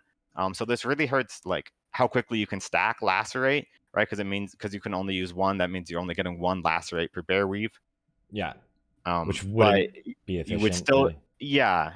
I mean, which one would be better would be a sim question, but that would massively favor mangle weave. But even with 3 or 5 fewer, you would still be using like single GCD mangle weaves. But you might not be using lacerate weave. So even if you went like, 3 or 5 fewer, and you dropped your protective, the pack talents, and you shoved 5 of 5 feral aggression, there would still be room to get these single GCD mangle weaves. And that would still be a DPS gain, because it's still the case that auto attacks in cat form are very weak, and we have empty GCDs. So you can certainly like shift around your talent points and your rotation to accommodate what your resource generation in later phases, and to like build more heavily into Ferocious Bite to get more Ferocious Bite casts. And that very well may be the optimal way to DPS in later phases of content, but Yeah. I would expect Bear Weave, at least in some capacity, to still be relevant in every phase. Yeah. Yeah, there's even a even simpler bear weave you can do that spends 0 GCDs, where all you do is maul.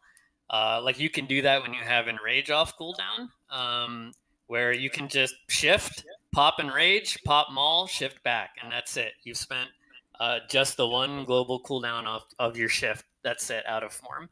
And so the point just being, without trying to confuse people, is that there's a huge range of possible sequences you can do in bear weave. You can spend anywhere from 0 to 3 GCDs, depending on how much energy you have, what you started with, and your talents, right? But pretty much all of them are damage gains relative to just sitting there in cat form. So you have a lot of flexibility in how you weave, and which ones are appropriate for certain scenarios. But the overall principle is just very simple, right? If you say, I have nothing to do in cat form right now, then just go bear and cast something, get some free damage out. Yeah. Should also say specifically Maul Weave is not one that I think is worth at 3 or 5.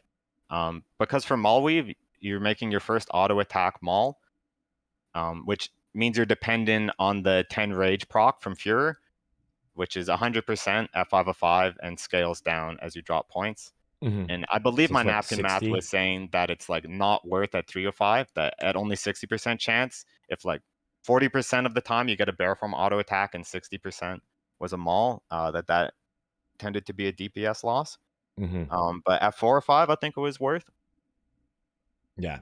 I feel like I'm, as an outsider, it felt like it from coming as a rogue, right? Like when you have that low energy and there's nothing to do as a global, like it seems this is almost against what you were saying, Rugs, but only for the sake of like I think like the one global in Bear just seems like intuitive, right? Like to do something with that global instead of the idea of waiting. It's obviously literally like by the Sims a DPS gain, like 7% you're saying. So like there's no reason not to, and it's seems pretty simple, although I think I was just letting like my bleeds drop every now and then, but that's just like learning the class or learning your timings, right? And getting used to it. It's like anyone playing rogue right now in TBC, if you weren't used to keeping up like your slice and dice and like a rupture and like expose armor, you're just like, you let expose drop ever, you griefed. So it's like more of getting used to that. So I think it's really cool that you guys are like that the feral theory crafters do the most work. Yeah, so to some context on this, right? It's kind of cool that this stuff actually panned out as pretty sizable damage gains, but really the core genesis behind even looking at this stuff was Feral's hate sitting by doing nothing, right? Yeah. Like where it's ingrained in our blood that we want to be GCD locked and get as close as possible to pressing things. And the pure frustration of going from TBC to Wrath, where suddenly you have empty globals all the time, it was primarily the interest in it was from a we want this spec to be more fun to play perspective. And we would have been doing it even if it was like a very minuscule tiny gain, right? It just so happened it turns out to be quite lucrative, right? And a pretty substantial gain. But even if it were just a really tiny gain, like it's just more fun to do, right? It's more fun to press buttons than to not press them.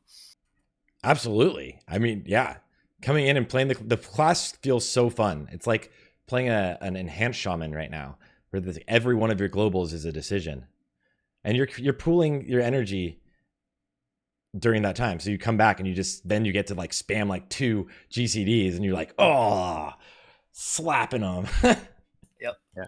I mean, one thing I'd like to clarify: Bearweave, depending on the context, means a lot of different things. Like, there's a lot of different like, what exactly do you do in bear form, and like how long do you spend, and what time do you do it? And there's a lot of different things that we call Bearweave. So in general, Bearweave is just using bear form during your downtime, which is something that we expect to do for the entirety of Wrath. But the exact way that we do it, and like certain bear weaving sequences and rotations, are like could be off the table in later phases or on the table, or it depends on your glyphs.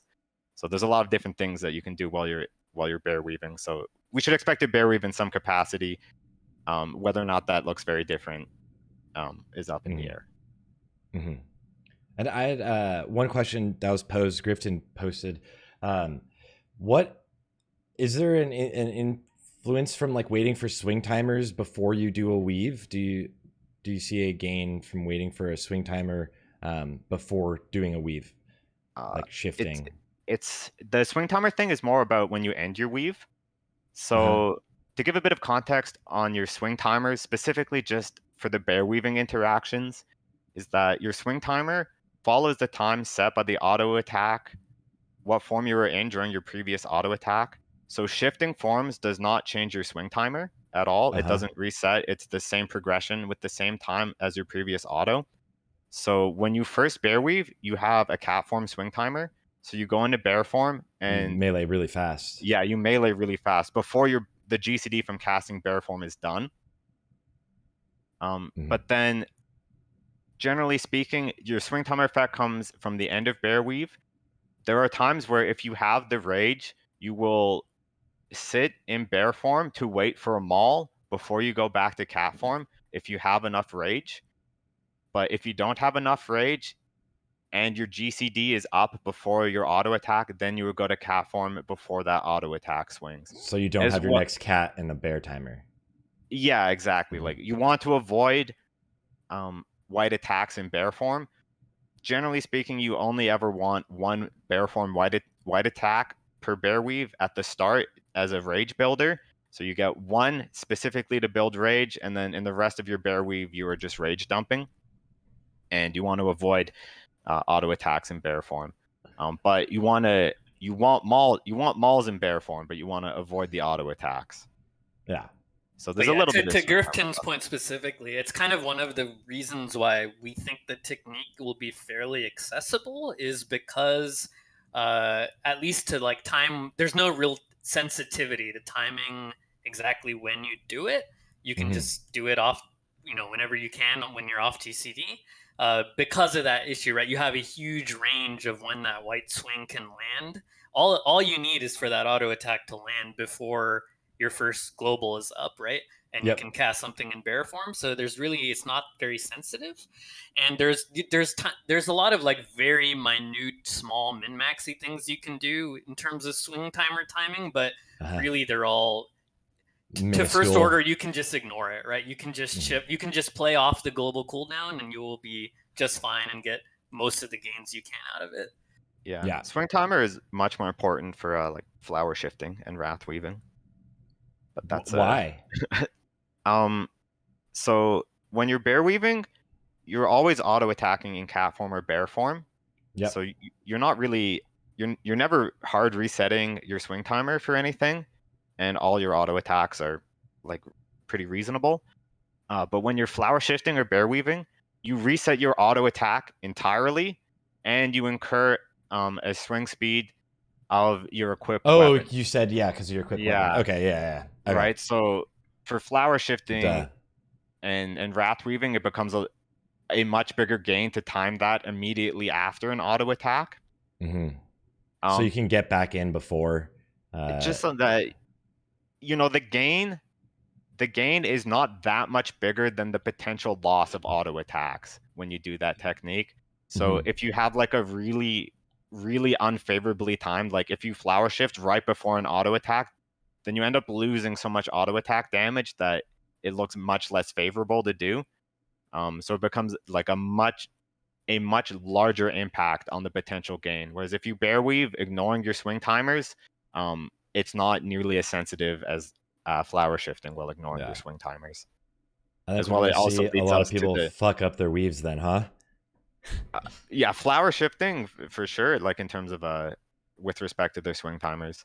Yeah, and that's also why we see a lot of active theory craft in terms of weapon swapping. Just yesterday and today, there's been some cool tech if you do want to go for some swing timer manipulation with bear weaves. So as Smashpaw said, right? Like once your final bear auto attack, whether it's a maul or an auto, before you shift back, that's going to normally just set your swing timer, right, for your next cat auto. But it so happens that if you do an idle or weapon swap, that will then again reset your swing timer. So people have found techniques where basically as soon as you shift back into cat form, you just switch your idle to something else, which is like comparable DPS, or if you have something that's non-unique, just another copy of it. And then now you just get your cat swing timer again, and you're not on this long bear swing timer because it uses. Yeah, it sounds broken to me. Like it does work. That is how the game works right now. It sounds fishy. Like, is this intended behavior? It sounds very exploity, but it does work. And so that's just another way to eke out some even more damage from this tactic. If you have extra weapons or idols, you can swap. Can't you swap within the reset time of switching a weapon and like it just does it no matter what? Like, what do you mean? I don't know how to describe this, but like when you do swap a weapon, you get that like weapon swap, like GCD, it resets the swing timer, right? But if you swap or do something during that swing timer swap when you're swapping a weapon, like it should automatically start your next swing timer. I'm describing this terribly.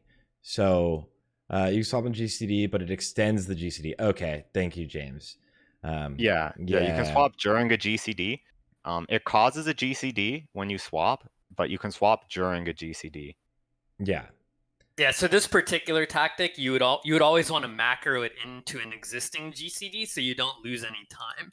So okay. in this case, it would be very simple, right? Your macro would just be cast cat form, equip my new idol or my new weapon, or unequip and re-equip, however you want to do it, and that's it. That's your macro. And so because they're macroed together, you don't actually lose any additional time because you're already on GCD from shifting. Yeah. And you're just doing it immediately after, and you just get the benefits of the swing timer reset. Yeah. All right. Well, I feel like we went pretty deep into the shifting thing, and I feel like we definitely made Ruggs feel like he didn't love life right now. That's important though. Well, not the rush. Yeah, part. super I mean, we important. didn't even talk about how it's a DPS loss every time you flower shift, because you're taking off leader of the pack for your entire raid. And Oh, it's yeah, the just raid so- damage. Shit. It's just so unrealistic, dude. It's so fucking insane. Like, you should flower shift pre-pull to get your omen up on pull, and you should do it on downtime on bosses. In between phases, when you have to move out for a mechanic or whatever the case may be, there's a million reasons why you could do it when you lose uptime. But if you're just gonna do it like on like a patchwork style fight, you're griefing your other melee from crit. Like, Yeah, if everybody we didn't loses even mention leader. that. Yep. Yeah, That's if you huge. if you're the only source of crit in your raid, it is very I think almost certainly the napkin map very much looks like it's a DPS loss for the raid. Yeah, to flower shift or to wrath weave. And this is why, like, even on, I'm making the rotation guides and stuff, like it's gonna be like an addendum forethought. Like Bearweaving, on the other hand, you keep leader of the pack the whole time. So that's like the primary thing I'll encourage people to do because it's pretty easy and it doesn't grief. Yeah. But the flower shift, you have to be very careful because sure, undoubtedly there's going to be top logs that are doing it a bunch, but it's not something we want to push too much because it usually is a net raid loss to do it just for the sake of your own parse. You should just be thinking about like, when can I do it to get omen up that doesn't grief the raid? Like when you're jumping from phase 1 Thaddeus onto his platform, or when you have to move out for something, or maybe when you're running in between horseman bosses or something. Like there's a million cases to do it, but to optimize it with a single target rotation with weapon swaps and idle swaps to reset timers, it's like you're still griefing your raid at the end of the day. Like it's just so dumb. Yeah, I mean, like Ruggs is saying, using it during downtime is like an ethical DPS gain, and then using it during boss uptime when you're on the boss, if you're the only source of crit, would be an unethical DPS gain because it's a deep raid damage loss. Yeah, I think if every single melee lost 5% crit or whatever for like every 30 seconds, they would be really tilted. I mean, personally, I think it would be cool if they implemented like a lingering effect to it, so that it would still apply for a couple seconds, and then you wouldn't have to grief your raid to do it. I mean, just in terms of to step away and just look at like potential changes that Blizzard might make, they've sort of already called out flower shifting as something that they wanted to move away from, that they believe was present during original Wrath in their GitHub. And then they said that they think it was a bug back then. So it kind of relates to when we're talking about how Blizzard hasn't been very clear with us about what the intended changes are. Yeah. I think for Blizzard, at least, it's a pretty heavy question as to like what exactly they implement, because what exact implementation they give us will have a big influence in terms of like how the spec is played and like what the rotation will look like, depending on what versions of Omen they give us. I hope that it's favorable, because that really affects your downtime global usage, like we were saying, but it also helps your opener a lot. Having Omen going into your opener is really helpful. Oh yeah, right. Opener is like your biggest thing as Feral. Number one biggest thing. That's probably what I fuck up the most then. I feel like that's with a lot of classes, specs. Yeah. That was our opener, bro. Feels like almost everything I play is about the opener. I mean, the opener is important, but like having Omen heading into your opener, it's like an extra cast, which is good, but it's not it's not like end of the world in the way like Unholy's opener is Oh, with if you getting fuck their that up, oh snapshot. my Yeah, god. having an extra cast heading in, it's just sort of is basically just that. It's an extra cast on your opener, which is good. It's not like end of the world good. I would say what I hope in terms of like the pre-poll is that what I don't want is I don't want the situation which we had before where you cast Gift of the Wild like 6 times and you empty your mana bar and you maybe not get an Omen proc. And you end up in the spot where you empty your mana bar trying to get an Omen proc, you don't get an Omen proc, and then you have like no mana, which isn't that big of a deal for Feral, but you're there with like no mana and no Omen proc, and the pull timer's there, and you're going anyways. And that feels really clunky to me. So that's one that, from a gameplay perspective, I dislike that. But if Omen proc is so high that you're getting it like very consistently, then you get into a world where flower shifting becomes a personal DPS gain, and then you have this weird ethical question of like, do you flower shift? It's a raid DPS loss. It's a personal DPS gain. And then you also have the question of like, is this something that that Blizzard wants us to be doing? Like, is this an intended DPS rotation? Is this something that people are going to enjoy doing? Is this something that is going to scare people off from the spec? Yeah.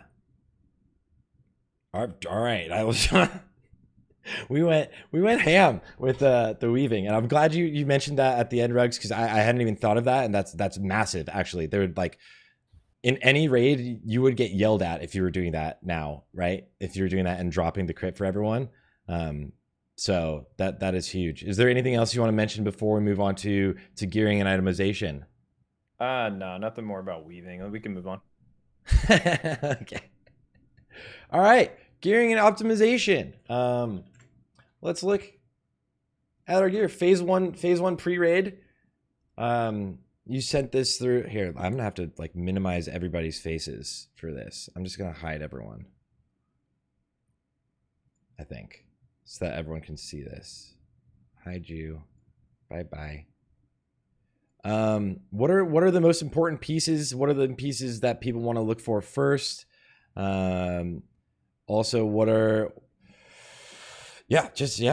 someone take it away. What are some of the big pieces? What is an easy piece? Is there anything that's like vital? Things like obviously greatness.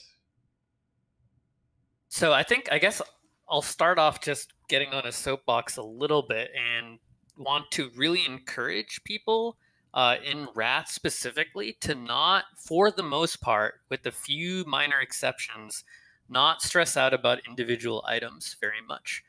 Because the whole game and the itemization design and the class design has been all centered around just the notion that the only stat that really matters is item level. And yeah, you can get small minor differences by looking at specific stat values. And of course, as a theory crafter, I love that stuff, right?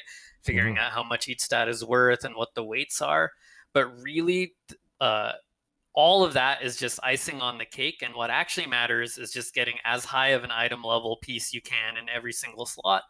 And if you look at Bis Lists, that's basically what you're going to find, right? You're going to find, with very few exceptions, just the max eye level piece in every slot.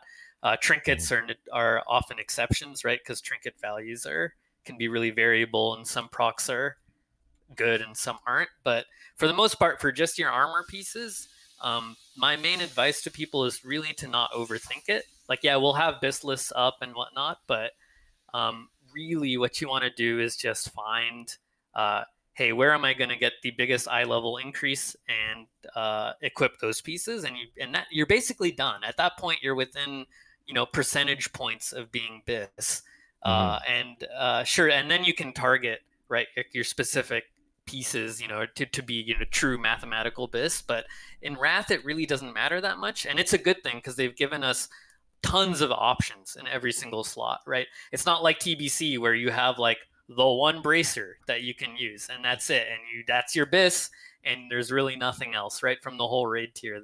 It just doesn't really work that way, and you have tons of options at your disposal. Rugs, how do you feel about that? How do you feel about the pre-raid gearing? No, I agree with everything that Nerd just said, for sure. I think that's a good soapbox speech. But in terms of his Bis List, I mean, it's basically identical to what I have, except talents are different, of course. He gyms for strength, of course. He goes for Darkmoon card strength, which, if you're out there and you're listening and you're a Rugs fan, don't get the strength greatness card. I will never. Do not waste your gold on that, boys. Do not. But if you want to listen to the DK, or I mean the Druid Discord guys, then sure, go for it. So while What's we're on the- the topic, what's- what's the difference here? Yeah, go ahead and hash that one out for the people Yeah, that want to strength know versus agi. what's going on here. So we so kind Go ahead. Go ahead. So the Darkmoon cards are like BOE trinkets. They're very expensive. There's a version of them that have 90 strength and a version with 90 agility and the same proc. So this really leads into like the stat weight discussion of like, I mean, in the question of whether or not you think greatness strength versus greatness agi is worth your gold. I mean, really, what I would say is they are close enough that it's not really a question of is this one worth your gold or is that one worth your gold. It's really a question of are either of them worth your gold. Because regardless of where you think the stat weights should fall, they're clearly very close in terms of the value that they'll give you, like DPS per gold.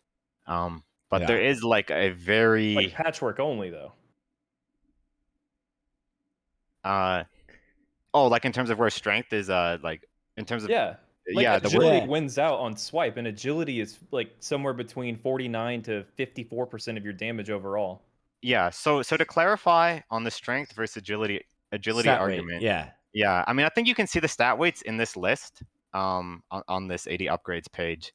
If you go to edit at the top. Also, that Bis List isn't even hit capped. Yeah, I mean, that's copy fine. and make my own. I mean, ultimately, right? So this one is pre-raid. So pre-raid, we found that hit was lower value than strength or agi from the sim. And that at phase 1 levels of gear, hit was simming as a higher stat weight than strength or agi. Wait, strength stat weight is pre-raid cast last rate weave is stat weighted higher than agility. So if you're not last rate weaving, this would be the same for mangle weave. This is basically for single target bear weave, strength is simming higher than agility.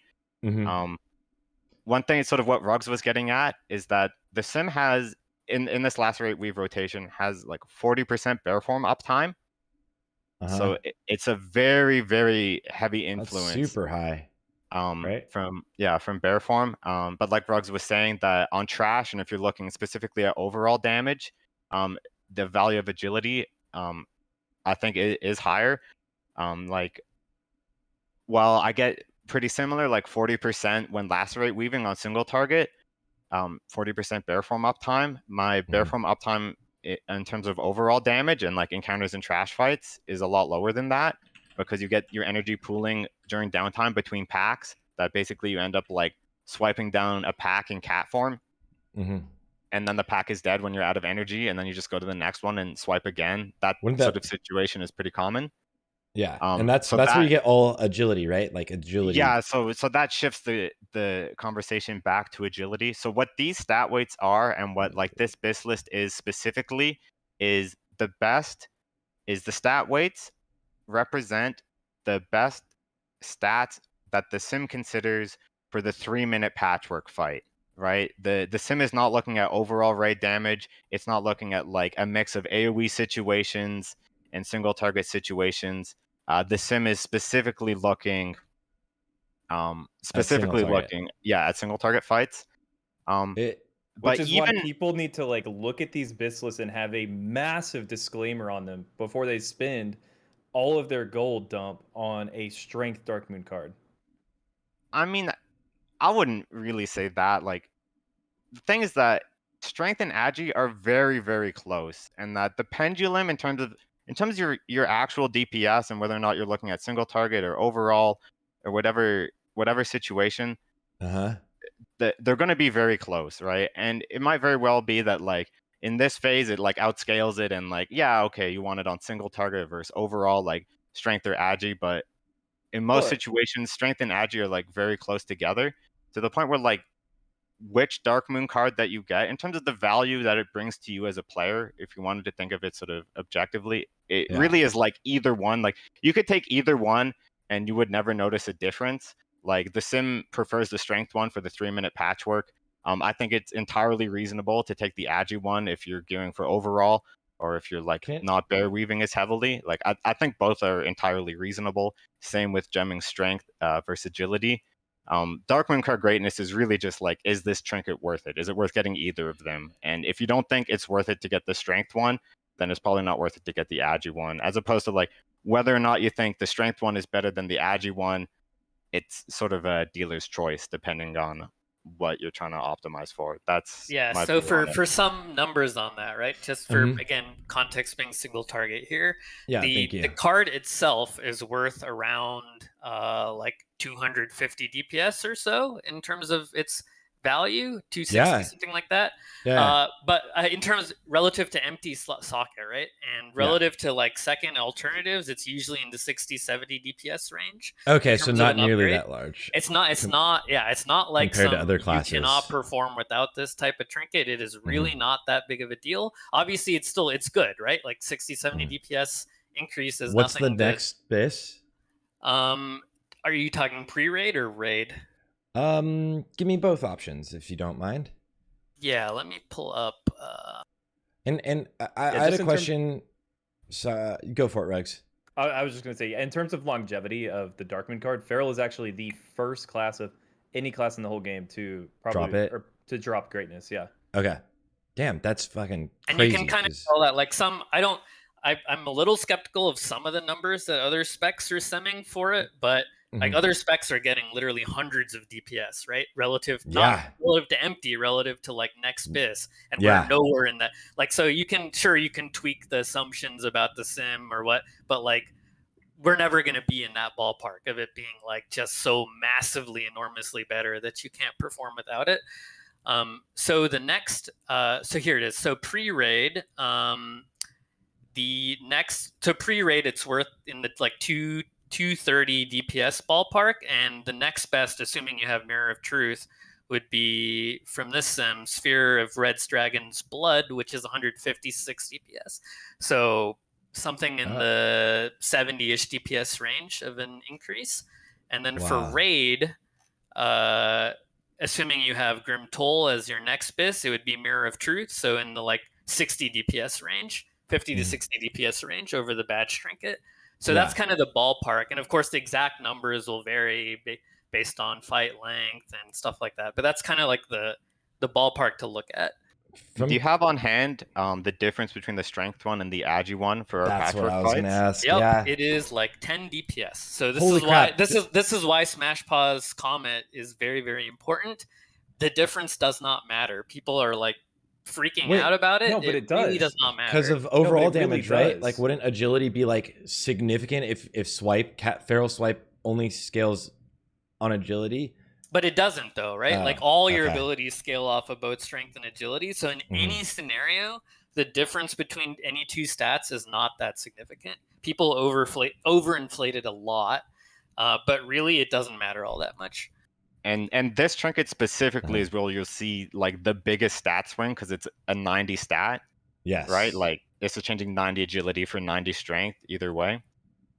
So this is where you'll see the biggest difference. But in our sims, it's very close at the minute. I mean, that might change as we get into later phases with combo point scaling.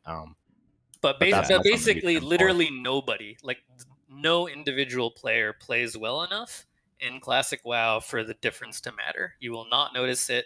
It is all in the noise. Pick whichever one you feel like. One more time, just asking, how do you think then, like, even obviously you don't have the sims for this, right? Then how would the 90 agility versus 90 strength scale, would you say, on overall, right? Like, so like running through trash, running through everything else?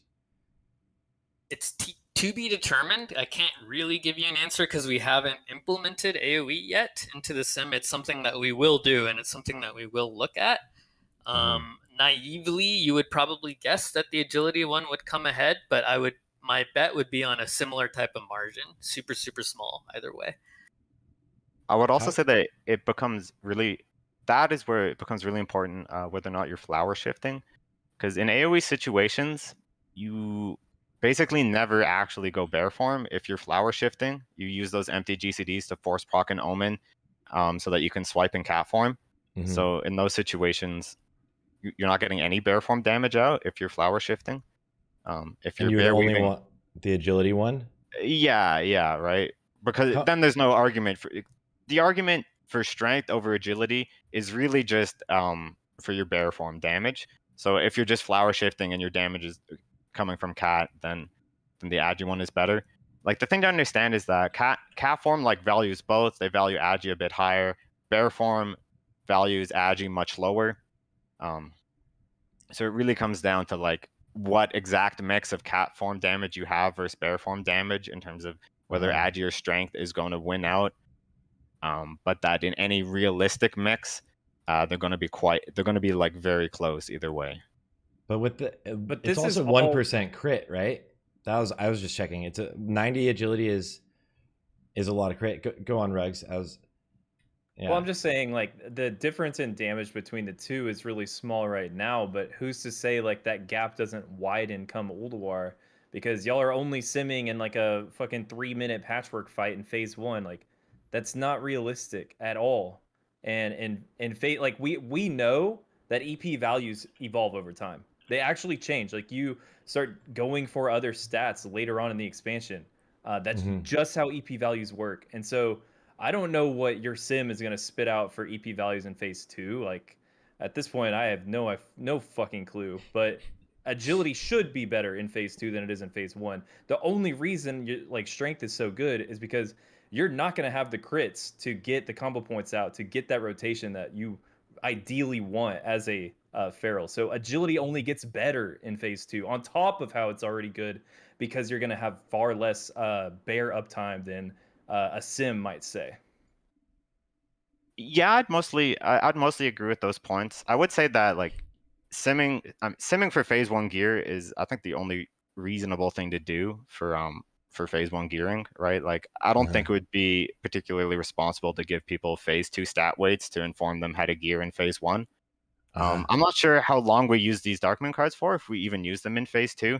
Like it might be a case where like when the agi like if the agi one ever becomes clearly better than the strength one, we've just already replaced that trinket anyways. Mhm. I think you could like the sim is publicly available to people if they wanted to like download it and check the stat weights themselves and run those calculations, and you could totally like set up your input on like Ulduar gear or like whatever gear it is you wanted to do. Mhm. That being said, the sim right now is set up specifically for single target. There's been like part of that has been like that sort of the focus. That's what a lot of people care about in terms of their damage. But also that has been something on our end because there's been a big question as to like what is the optimal rotation? Like how should we bear weave? And Mhm. well, the sim for the majority of people who use a sim, they really just use it to inform their gearing decisions.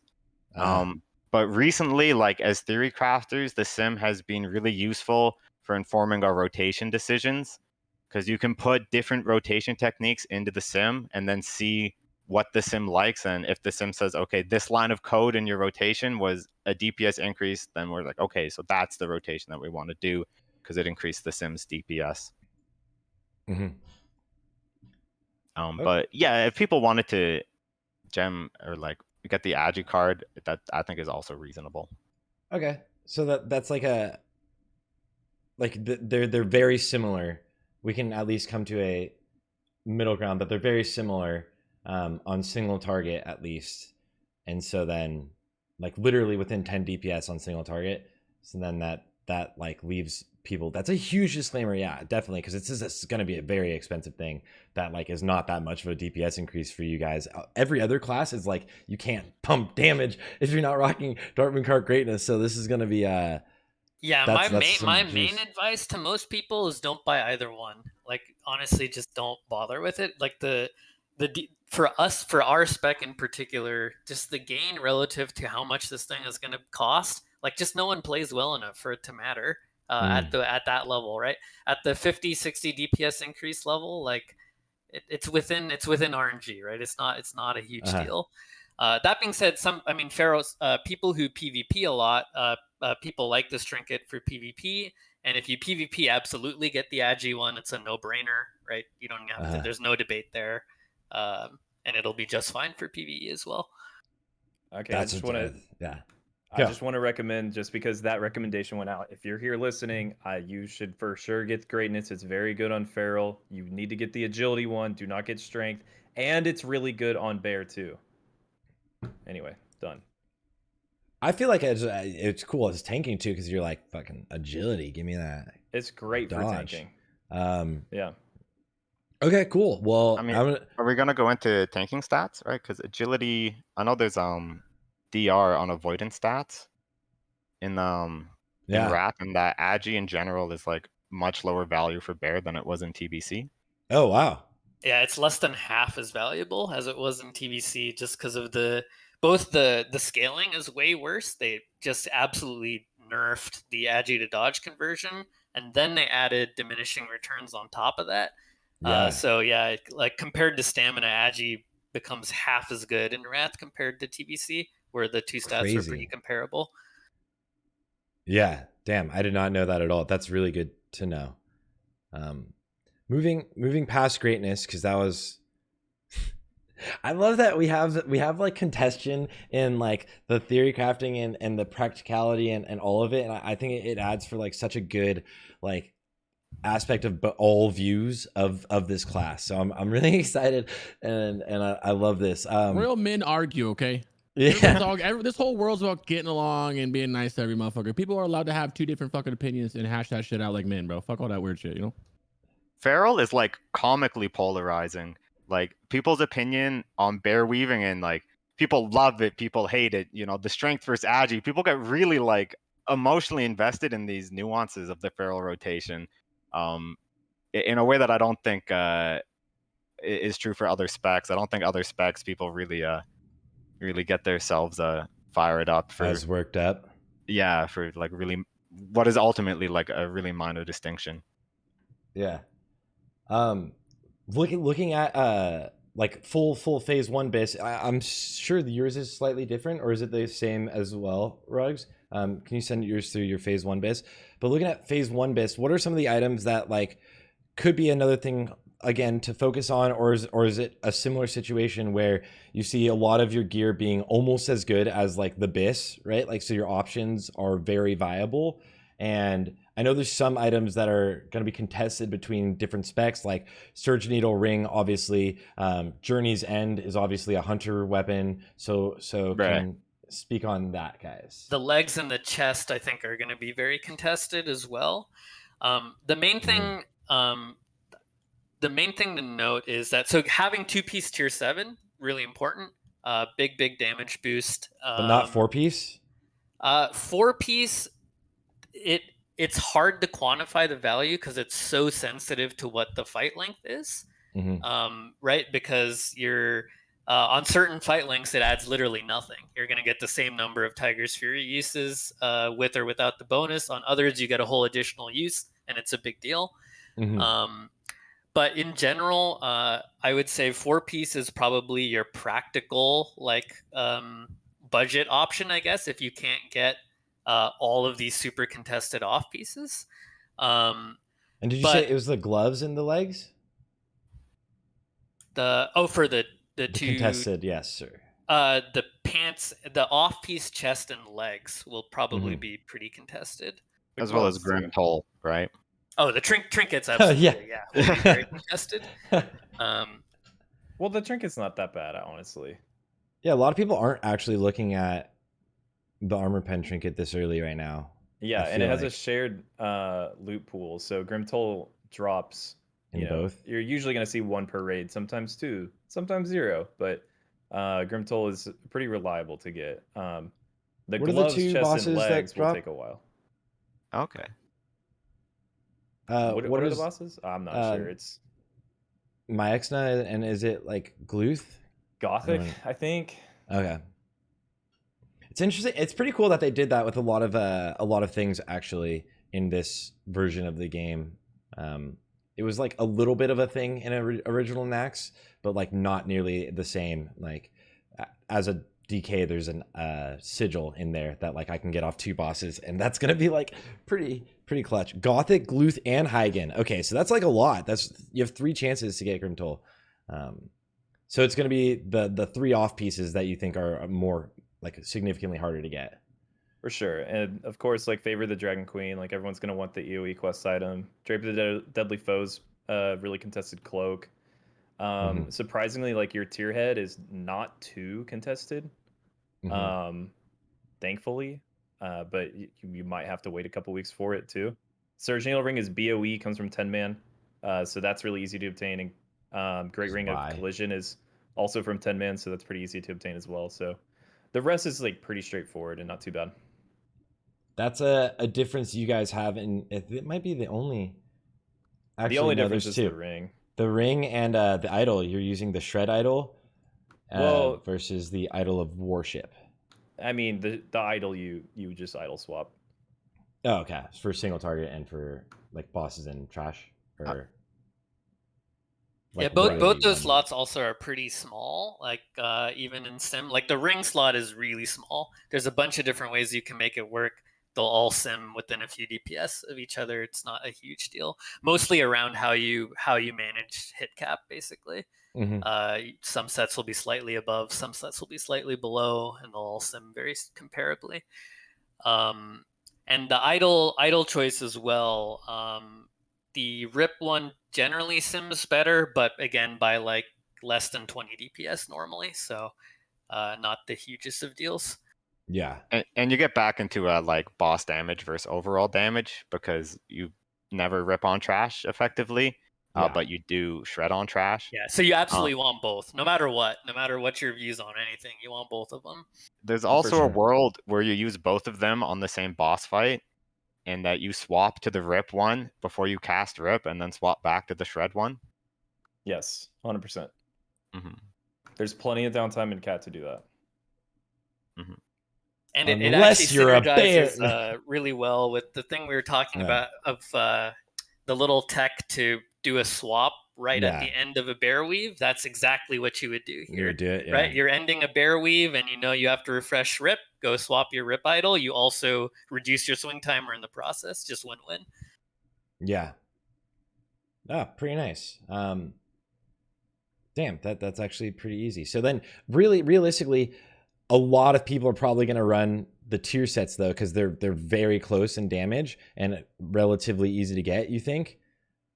Yeah, I think running 4-piece will be really common. If not what you'll ultimately run, because of your loot distribution, at least as an intermediate thing, because it should just be easier to get, and you'll probably get it faster than getting all the off pieces. But it kind of depends, right? Guild to guild, what loot system you're running and what drops you actually see.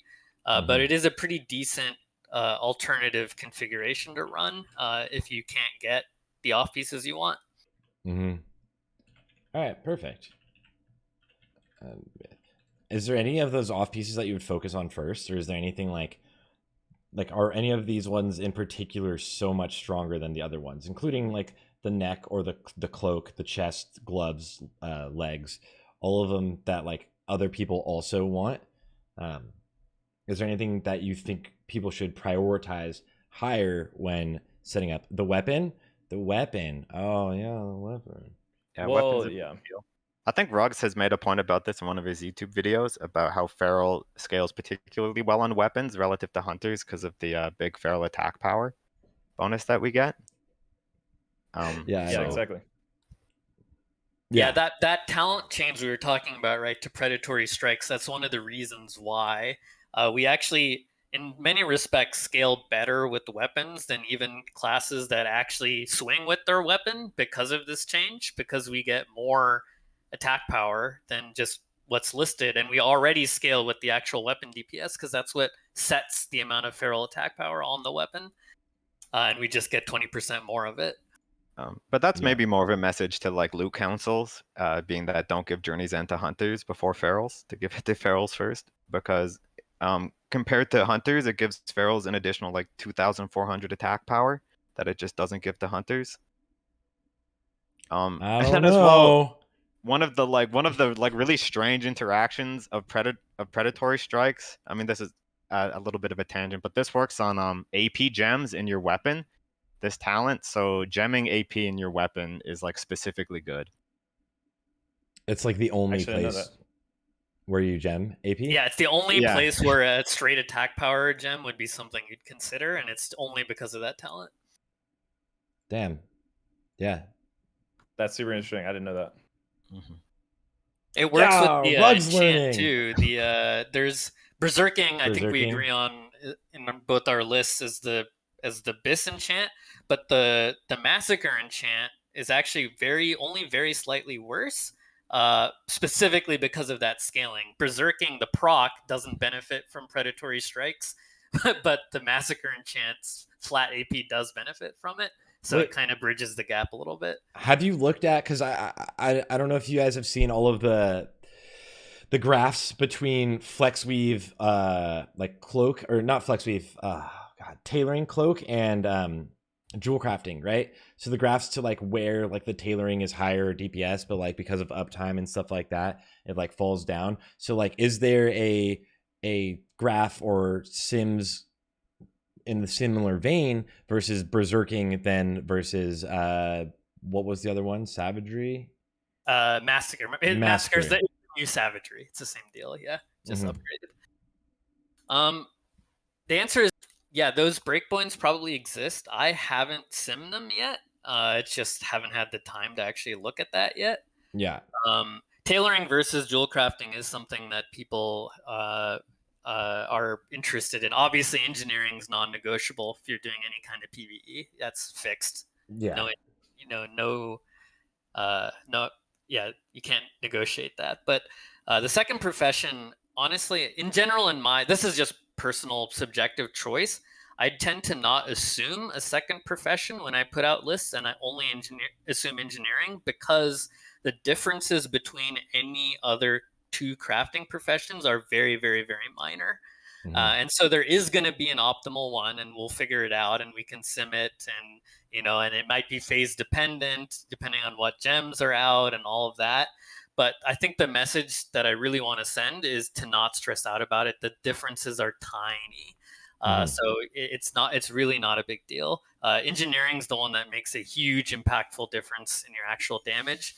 And you do want a second crafting profession of some kind, right? Because they all give around 80 attack power worth of value. But which one you pick is really not that big of a deal. I mean, one thing to add about the second profession slot is that my understanding is that some of these professions don't have a tank bonus that they can give. And if you are looking to be in like a hybrid role where you would tank sometimes, then you would value professions that would give you bonuses for both. Yeah, so just without needing to do any simming, knowing ahead of time, right, that tailoring and jewel crafting are going to be pretty similar. My natural recommendation, if between those two, would always be jewel crafting to a feral, because you're going to have to tank at some point, and tailoring just doesn't give a tank bonus.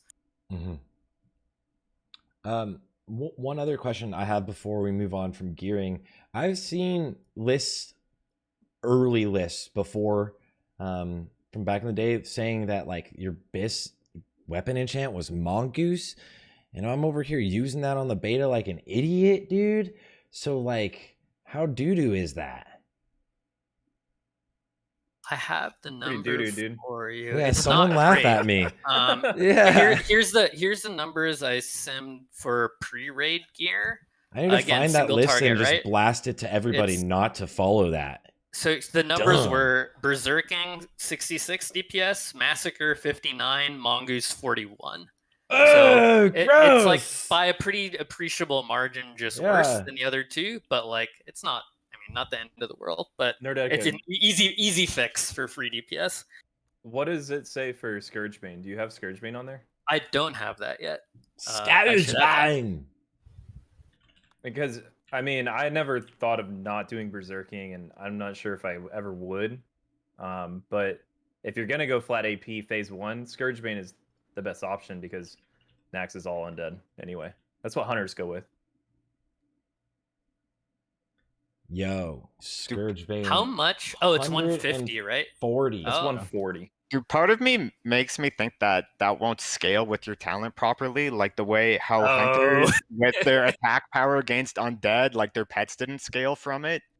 I'm This just is a getting good that point. kind of I will vibes make a looking note. at This it. is something we should test. Yeah, because basically the answer is going to so heavily depend on whether it scales or not with the talent. But All right, we're figuring out the next thing to theory craft, guys. There we go. Mhm. Easy clap. I feel like while we're with here, Feral, every time you sit down and have a conversation about it, you have something new to theory craft. Before we go too far away, y'all were talking um, about professions. I want to just say tailoring is way better than you guys let on. Tailoring is super good. In fact, I probably think it's better than, if we're talking monocap, it's probably better than a JC is for your second profession for both phase 1 and phase 2. It's super, super good, but you have to be like good at playing Feral, and you have to probably not be in like a speed running guild to make good use of it, because essentially you're like unequipping your cloak 27 seconds before you pull a boss, so that way you delay its proc by 3 seconds, so that you get that added snapshot and it hits your berserk window perfectly on your opener. That's how you want to play around the tailoring cloak enchant. But Yeah, the ICD of like unequipping and re-equipping. right, and you would do that with your trinkets too, but yeah, for most people, JC is just going to be way easier to play with, and you get the added benefit, like Smash was saying, of having like stamina gems, and it's just so much more flexible, so much more return on investment usually. But tailoring is super, super slept on. I just want that to be like fully known. does that have has that ICD reset stuff, has it been tested to work on beta? I haven't kept too much up to date about how that mechanic actually works. I believe the trinket ICD reset is working, but that the black magic weapon enchant is not working. The ICD reset on equip. I don't know anyone with tailoring on beta, so I couldn't check the cloak thing. Yeah, I don't know the cloak thing. And in general, like ICD manipulations is not something that is configured in the sim. Yeah, At I mean, least, it's as of certainly right now. something we could. That kind of stuff's not too hard to add if we want to evaluate it, but I think we need to figure out how exactly it works on beta first. Or I mean, how they intend it to work in the live game, which is not really the same as asking how it works on beta. Also Does your true. sim not include things like that? Not Things yet. like as you're saying. Like unequipping, re-equipping your tailoring cloak and your trinkets and stuff to get the ICDs line up with berserk openers. Currently, no. I mean, currently there's no. Currently, it's assumed that everything is off cooldown right at the start of the fight. Cool. Guys, I gotta head out. I got some guild shit I gotta do. So yeah, as much as you love my Feral commentary right now, right? Carry on without me. I'll see you guys on Tuesday. We have, I don't know what's next. Shadow Priest, Hanson, and Ellie are the next 3. I gotta do some shit, and then I'll start streaming like 4 hours for like 3 o'clock in the morning. 15-man boomy run.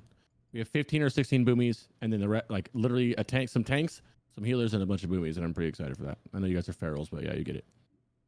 Yeah. I'm gonna fuck your cameras up when I leave, but I love you guys, and I'll see you guys tomorrow. Sarthe, just keep putting the timestamps in here. I'll continue doing them. Just put whatever the section is, and I'll rearrange it. All right. Love you, dog. Peace. Have a great weekend. Have fun. Yeah, thanks for showing up. Smash and NerdEgghead, you guys are amazing, bro. I love you. Yeah. I'll be watching your stream afterwards. Smash. Peace. All right. Thank you.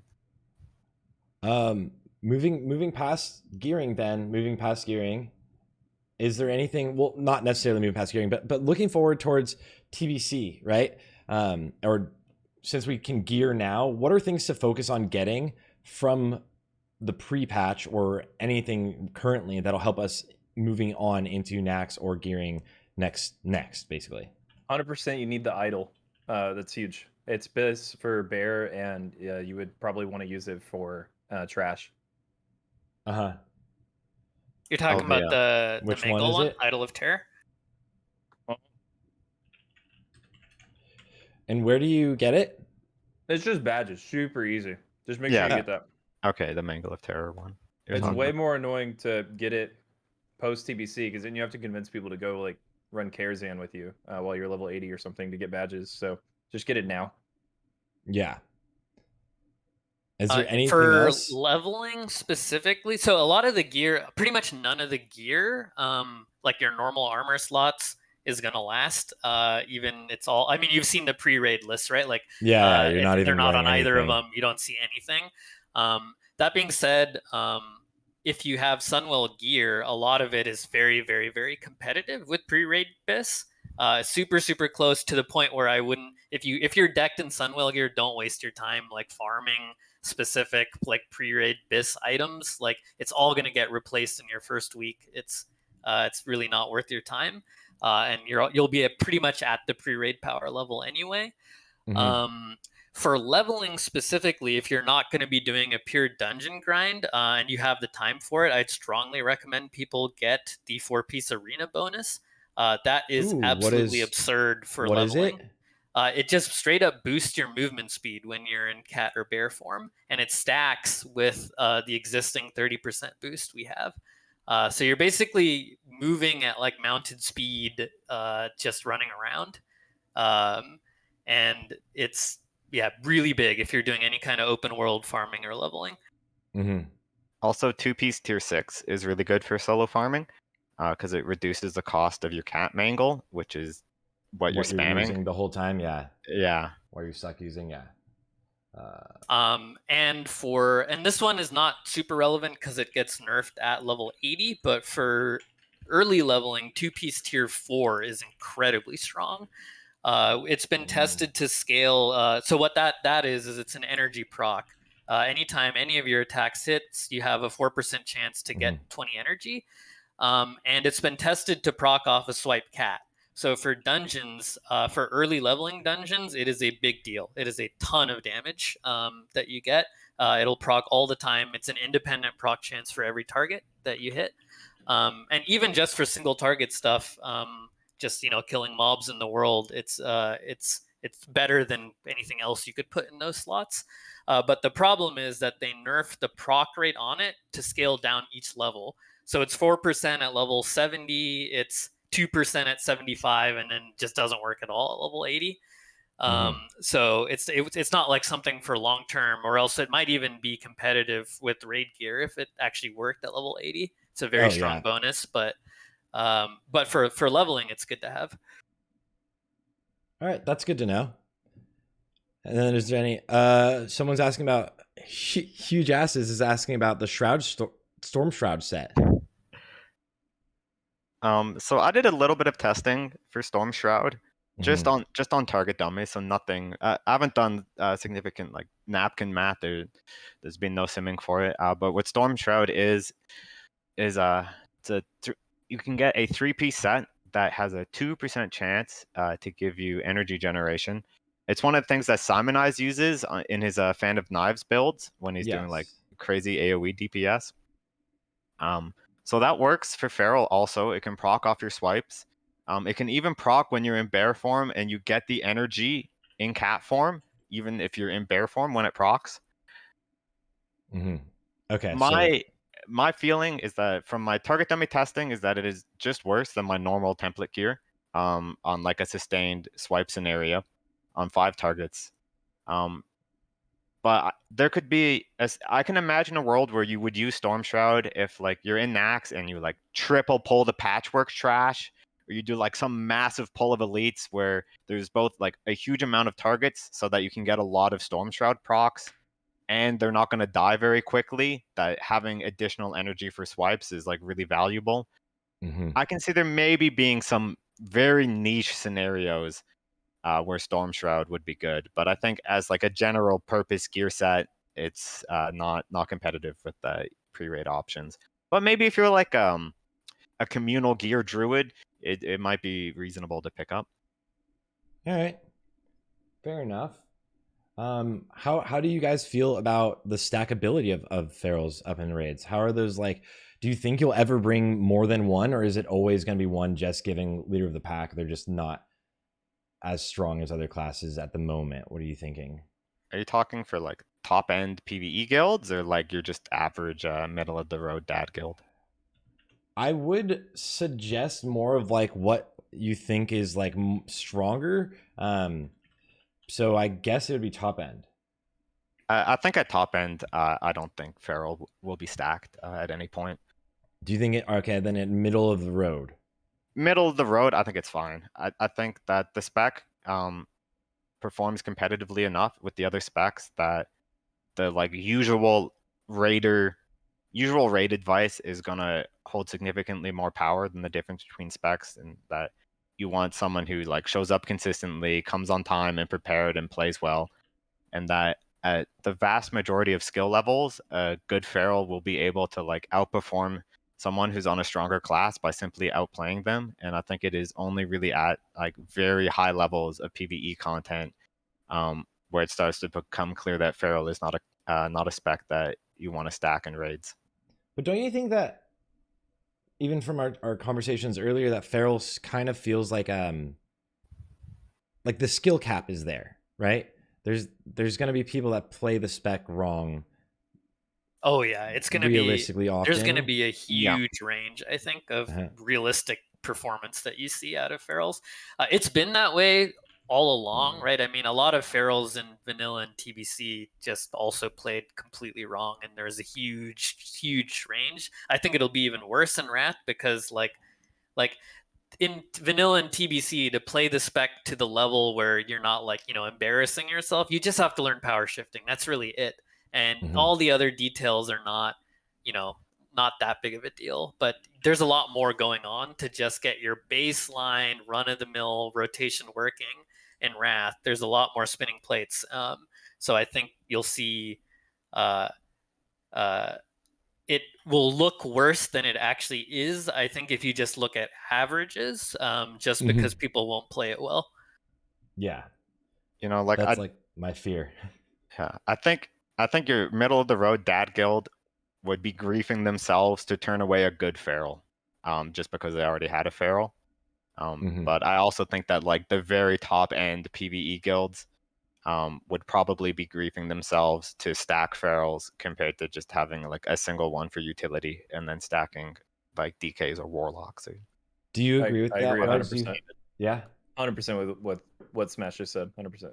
I mean, I just would try to avoid taking more than 2 monocats at all times, because then you're split between giving your Hysteria to 2 people essentially, and that's just kind of lame. But yeah, what Smash said is exactly right. So there it is, guys. 1 Feral it is. And how often do you think you're going to be tanking as the Feral? Like, do you feel like it's going to happen often that you have to, eat hatefuls? Do you think it's like a utility thing that's almost essential to being brought to the raid, or not like in top end PvE?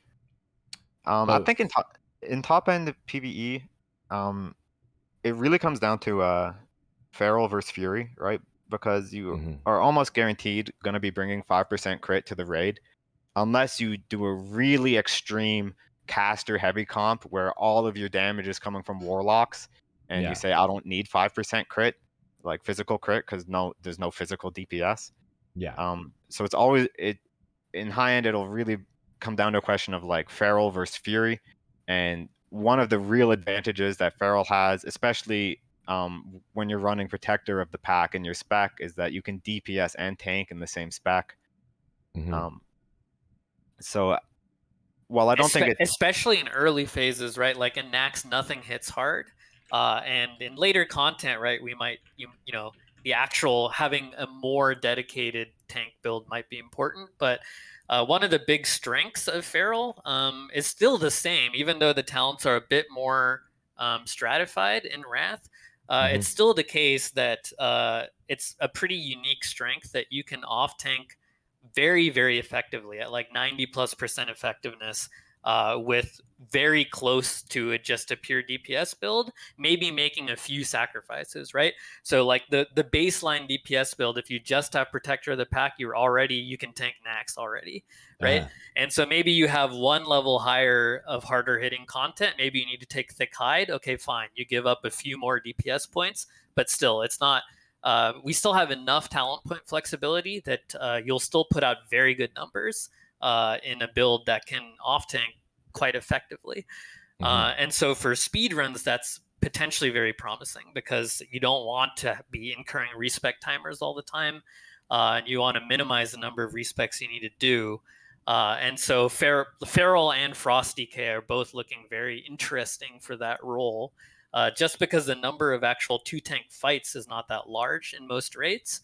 A majority of them can be single tanked in most raid tiers. So having your off tank be able to just pump damage is a big deal. Yeah. And I will say that in my experience, I've done a lot of like being third tank on fights, like Patrick, like you said, having like a second tank to soak hatefuls.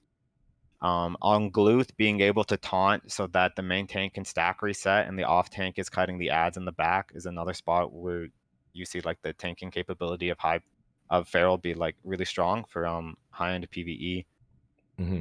As well on Sarthe 3 Drakes when you're not doing the burn strat and you have to go through the portal. It's I've done a lot of strats where we have one tank on Sarthe and the other dedicated tank doing the Drakes, like one Drake at a time, and then as the Feral, I'll just tank the 2 ads that are inside the portal. So I'll tank like just a very small fraction of the fight. And when you're utilizing Feral in that way, the tank value is really high.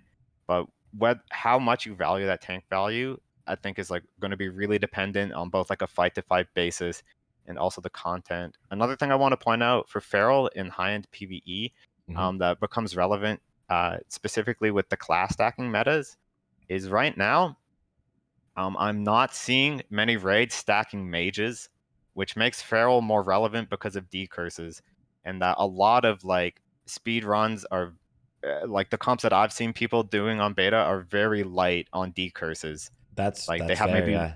one mage that can decurse. Shamans can decurse in Wrath, but there aren't very many shamans in the raid. So there are a lot of situations where like the fact that Feral can decurse is a really relevant utility. I think for pure damage alone, I think it'll be very quick that Fury will be a better pick for your 5% crit. As well, something that Feral can bring that Fury can't is the improved leader of the pack, giving healing to the entire raid. And I know one thing Nerd has mentioned before in the Discord, I don't know if he was memeing about this, is that it in late in Nax in the phase that we might be able to cut a huge amount of healers in the content if you're running like some heal hants, a couple heal hants, and relying mainly on passive healing for the raid. Yeah. There are situations where improved leader of the pack is like really big value. Like if you're cutting down as many healers as you can, or if there's fights with like really heavy AoE damage going out like Saffron, you can start to really value improved leader of the pack, which is something that Fury can't bring. Can Feral can't decurse while in cat though, right? No, you have to pop out to do it. Okay. Which makes him the worst person to decurse. Yeah, by far. Yeah, right? yeah. If you have a choice, you don't make them do it. But I guess Smashpaw's point is in some comps you might not have the choice. Yeah. Yeah, like I've been in a lot of raids on beta where I'm the only druid in the raid. So there's no other druids to do it. There's no resto shamans. There's like one enhancement shaman who can decurse, or like maybe there's one resto shaman, and there's like one mage. Yeah. So I mean, the worst one to decurse of the people that can decurse, but if you're class stacking and like avoiding all the other decurse classes, then that is like another point of Feral, right? Like they can decurse, maybe you care about that, maybe you don't. They can tank, maybe you care about that, maybe you don't. They can bring improved leader of the pack, maybe you care about that, maybe you don't. There's a lot of like potentially useful utility that Feral brings where in some situations the value will be really high, and in other situations it'll be much lower. Makes sense. All right, moving past the stackability, I also have a raid soon, so I'm like, I apologize for being a little. Yeah, I apologize for all of us being a little rushed towards the end of this. I'm glad we went so deep into the weaving things and all of that. I want to touch on anything on gold farming. Is there anything like any good gold farms that you guys know of for Ferals? Is there anything that particularly the class can do a lot better than anyone else? I mean, Yeah. druids in general are just really good for herbalism because they don't have to leave Swift Flight form to pick. So they're you don't have to touch the ground too, right? Right, and so they're great for farming like that. Are there any specific, like, do you know of anyone's, like, I don't know, any dungeon solo farms that are worth it to do? I know all stealth classes, basically just you and rogues, can do like within someone just died to the south bomb, sorry, in the background. Within like the dungeons, you could farm like maybe like nodes and stuff. But is there anything in particular that Feral might be more adept at than anyone else? I don't know about any specific dungeon ones, but one thing I noticed inside of TBC is they're particularly good at getting a tank cut in GDKPs while doing like a very small amount of tanking. That's so fair. Right, like in DT High Gel, you could be the like off tank, that third tank, and be DPS like 70% of the run and still get a tank cut. That is something that's something specific to Feral that yeah, other classes can't do as well. That's so true and so easy. Especially because it's the same gear, right? Like there isn't really, other than like, you know, trinket and jewelry slots, like bear and cat gear and wrath is the same gear. They didn't really make specific bear tanking gear. It's just high item level leather DPS gear. And so sure, you might gem it differently, or you might have like a 10-man set of gear that you put stamina in to tank in. And you can make a ton of gold just actually leveraging that. I think way more than most gold farms by just running through GDKPs on off nights on other content. Yeah. Just doing that. Yeah, so that is a very solid. Realistically, that's like Feral's seems like a good one that could be your ult in that sense, like, right?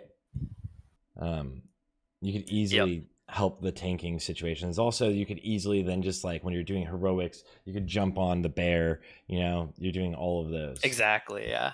Like I made a good chunk of my gold in TBC just like tanking heroics for gold, right? Because for whatever reason, despite so many like specs being able to tank, nobody likes doing it, right? And so you can easily charge 100, 150 gold per heroic, especially with no dungeon finder, right, in the game. Just by being ultra geared, if you're doing raids and are raid geared, you can just smash and do enormous pulls in dungeons, and people will value that and pay you for it. Yeah, so I've done some tanking in the heroics when I've been trying to run heroics and I can't find a slot as DPS. Sometimes I'll end up tanking, and in my experience, you can just run your DPS set with your DPS consumes and glyph like for damage. Like you get glyph of Maul, and you just zug. Like you just do some zug tanking, and you get swipe. It's basically like free rage because of you get rage refund when it crits.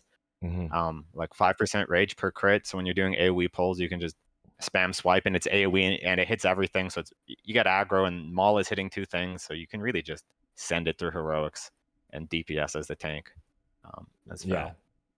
So that'll make it easy. And then also I wanted to ask, oh, I know Rugs has to go soon, like ASAP. So do you want to say goodbye or anything? I love you guys so much. I'm sorry if I was getting a little heated earlier, but I love you guys so much. It was good talk. Thank you for being here, brother. Thank you so much. Love you too. Adding your guys. insight. Yeah.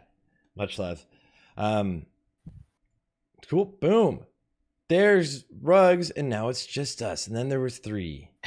Yeah.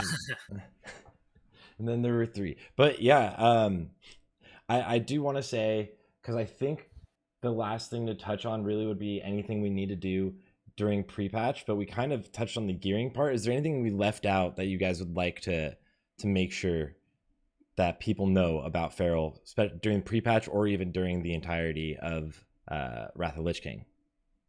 The main thing is to set expectations. So like I think hopefully by now, you know, people are aware that if you play the spec well, which is challenging, right, Feral will be up there, especially on single target fights in Wrath of the Lich King.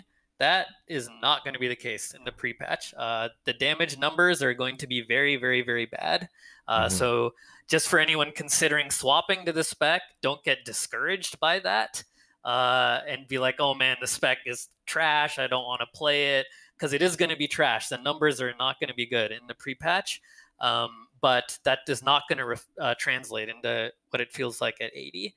And the main reason is the 2 big tools that we get for making the spec work in Wrath are Savage Roar, right, which we touched on, our big 30% damage buff, and Swipe, our form of AoE, right, the thing that makes us not dead weight for most of the raid. We don't have either of those at level 70, and we just have our TBC toolkit, but without power shifting. And so naturally, the numbers are not going to be great as a result. I would still encourage people to play it because it's the best way to practice the rotation because it's much simpler. It still has the same nuts and bolts, right? You're still keeping up your bleeds. You're still caring about your rip time. You're still bear weaving if you want to learn that. But you don't have this extra finisher you need to keep up. You can just squeeze in a lot more ferocious bites when you have opportunities to. And it'll just be generally easier to play. So I think it's a good starting point for people to learn the spec is to just raid in the pre-patch so that they're at a better, starting point for learning the level 80 rotation, but just don't expect the numbers to be very good. Yeah. Another thing to add that we're missing in pre-patch is in your talent build, you have to choose between going for Berserk or Omen of Clarity, and that you can't get both talents at level 70. Oh, yes. Yeah. So that's the other big missing tool, right? Is we've talked so much about all these details about Omen of Clarity and the ways to proc it. You won't even have the talent in your pre-patch build. So yeah, Berserk is the recommended build for pre-patch. All right, guys, get Berserk. Now you know. That feels bad having no Omen Clarity during pre-patch, but it is what it is. It's like Unholy DKs cannot play the dual wield spec during pre-patch. You just have to wait till you're 80. No Omen, no Savage Roar, no Swipe, no Cat Swipe. Kind of rough. Very. It's like a very bare bones skeleton version of the spec, but for that reason, it's a good place to learn because there's just less you need to keep track of. Yeah, it makes sense. And then how would you say, someone was asking, how is tanking during the pre-patch? Does it seem pretty easy?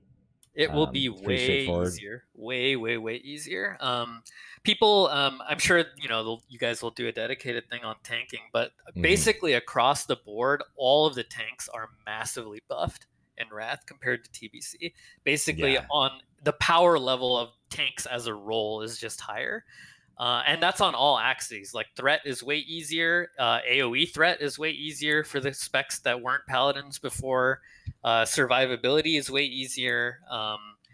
For bear specifically, you do lose a lot of armor and avoidance from changes that they make, but you gain this really powerful talent we've been talking about, Protector of the Pack. You also gain a form of block. Whenever you crit, you basically gain an absorb shield that functions similar to like a shield class's block. And then you get 3 defensive cooldowns that are all good and actually usable while in form. So you're very unlikely to die if you just press your cooldowns and use them. You'll do 2x the threat that you do currently in TBC, and bears already don't have any threat problems in TBC. So it's just kind of smooth sailing on all fronts. Yeah, so Barkskin becomes usable in form.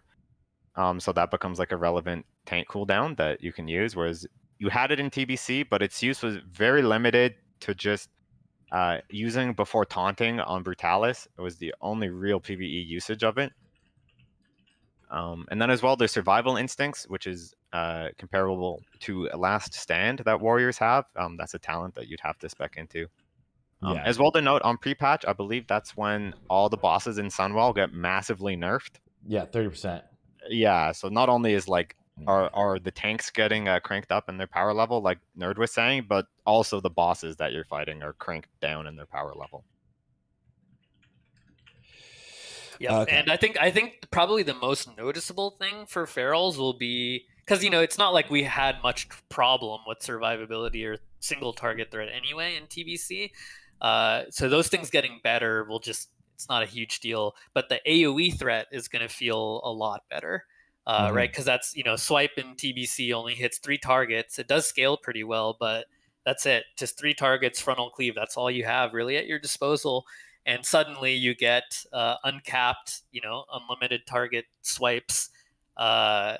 You'll be able to hold threat really easily. And on top of that, your maul will now cleave due to the glyph, which we talked about for cat purposes earlier. But So you'll encounters like just tanking trash or like holding humanoids on Muru, those sorts of roles will all feel a lot easier. All right, Yeah, dope. Yeah. I'd like to echo that also. In my experience tanking dungeons, the fact that swipe hits everything in the whole pack, like in TBC, you go into a pack of 5 and you swipe, and the ones that get hit by swipe and your maul, like you have threat on those, but there's a couple that you don't hit because there's more than 3 targets. But in Wrath, like not only are you doing a lot of threat, but you're hitting every mob in the pack on your first GCD and you're following GCDs. Yeah, it's So huge. It's really easy to establish threat on like a large group of mobs with uncapped swipe. Mm-hmm. So that'll be really nice. It'll be a very welcome change. Yeah. In fact, it's kind of like the power level is such that the tricky part if you've been playing Feral and TBC and you want to like really main cat in Wrath, like actually finding a pure cat spot in any pre-patch raids is going to be the hard part, because the cat numbers are bad, bear is really really good, and you're already super geared, unlike maybe a new Death Knight or whoever, right, gearing up.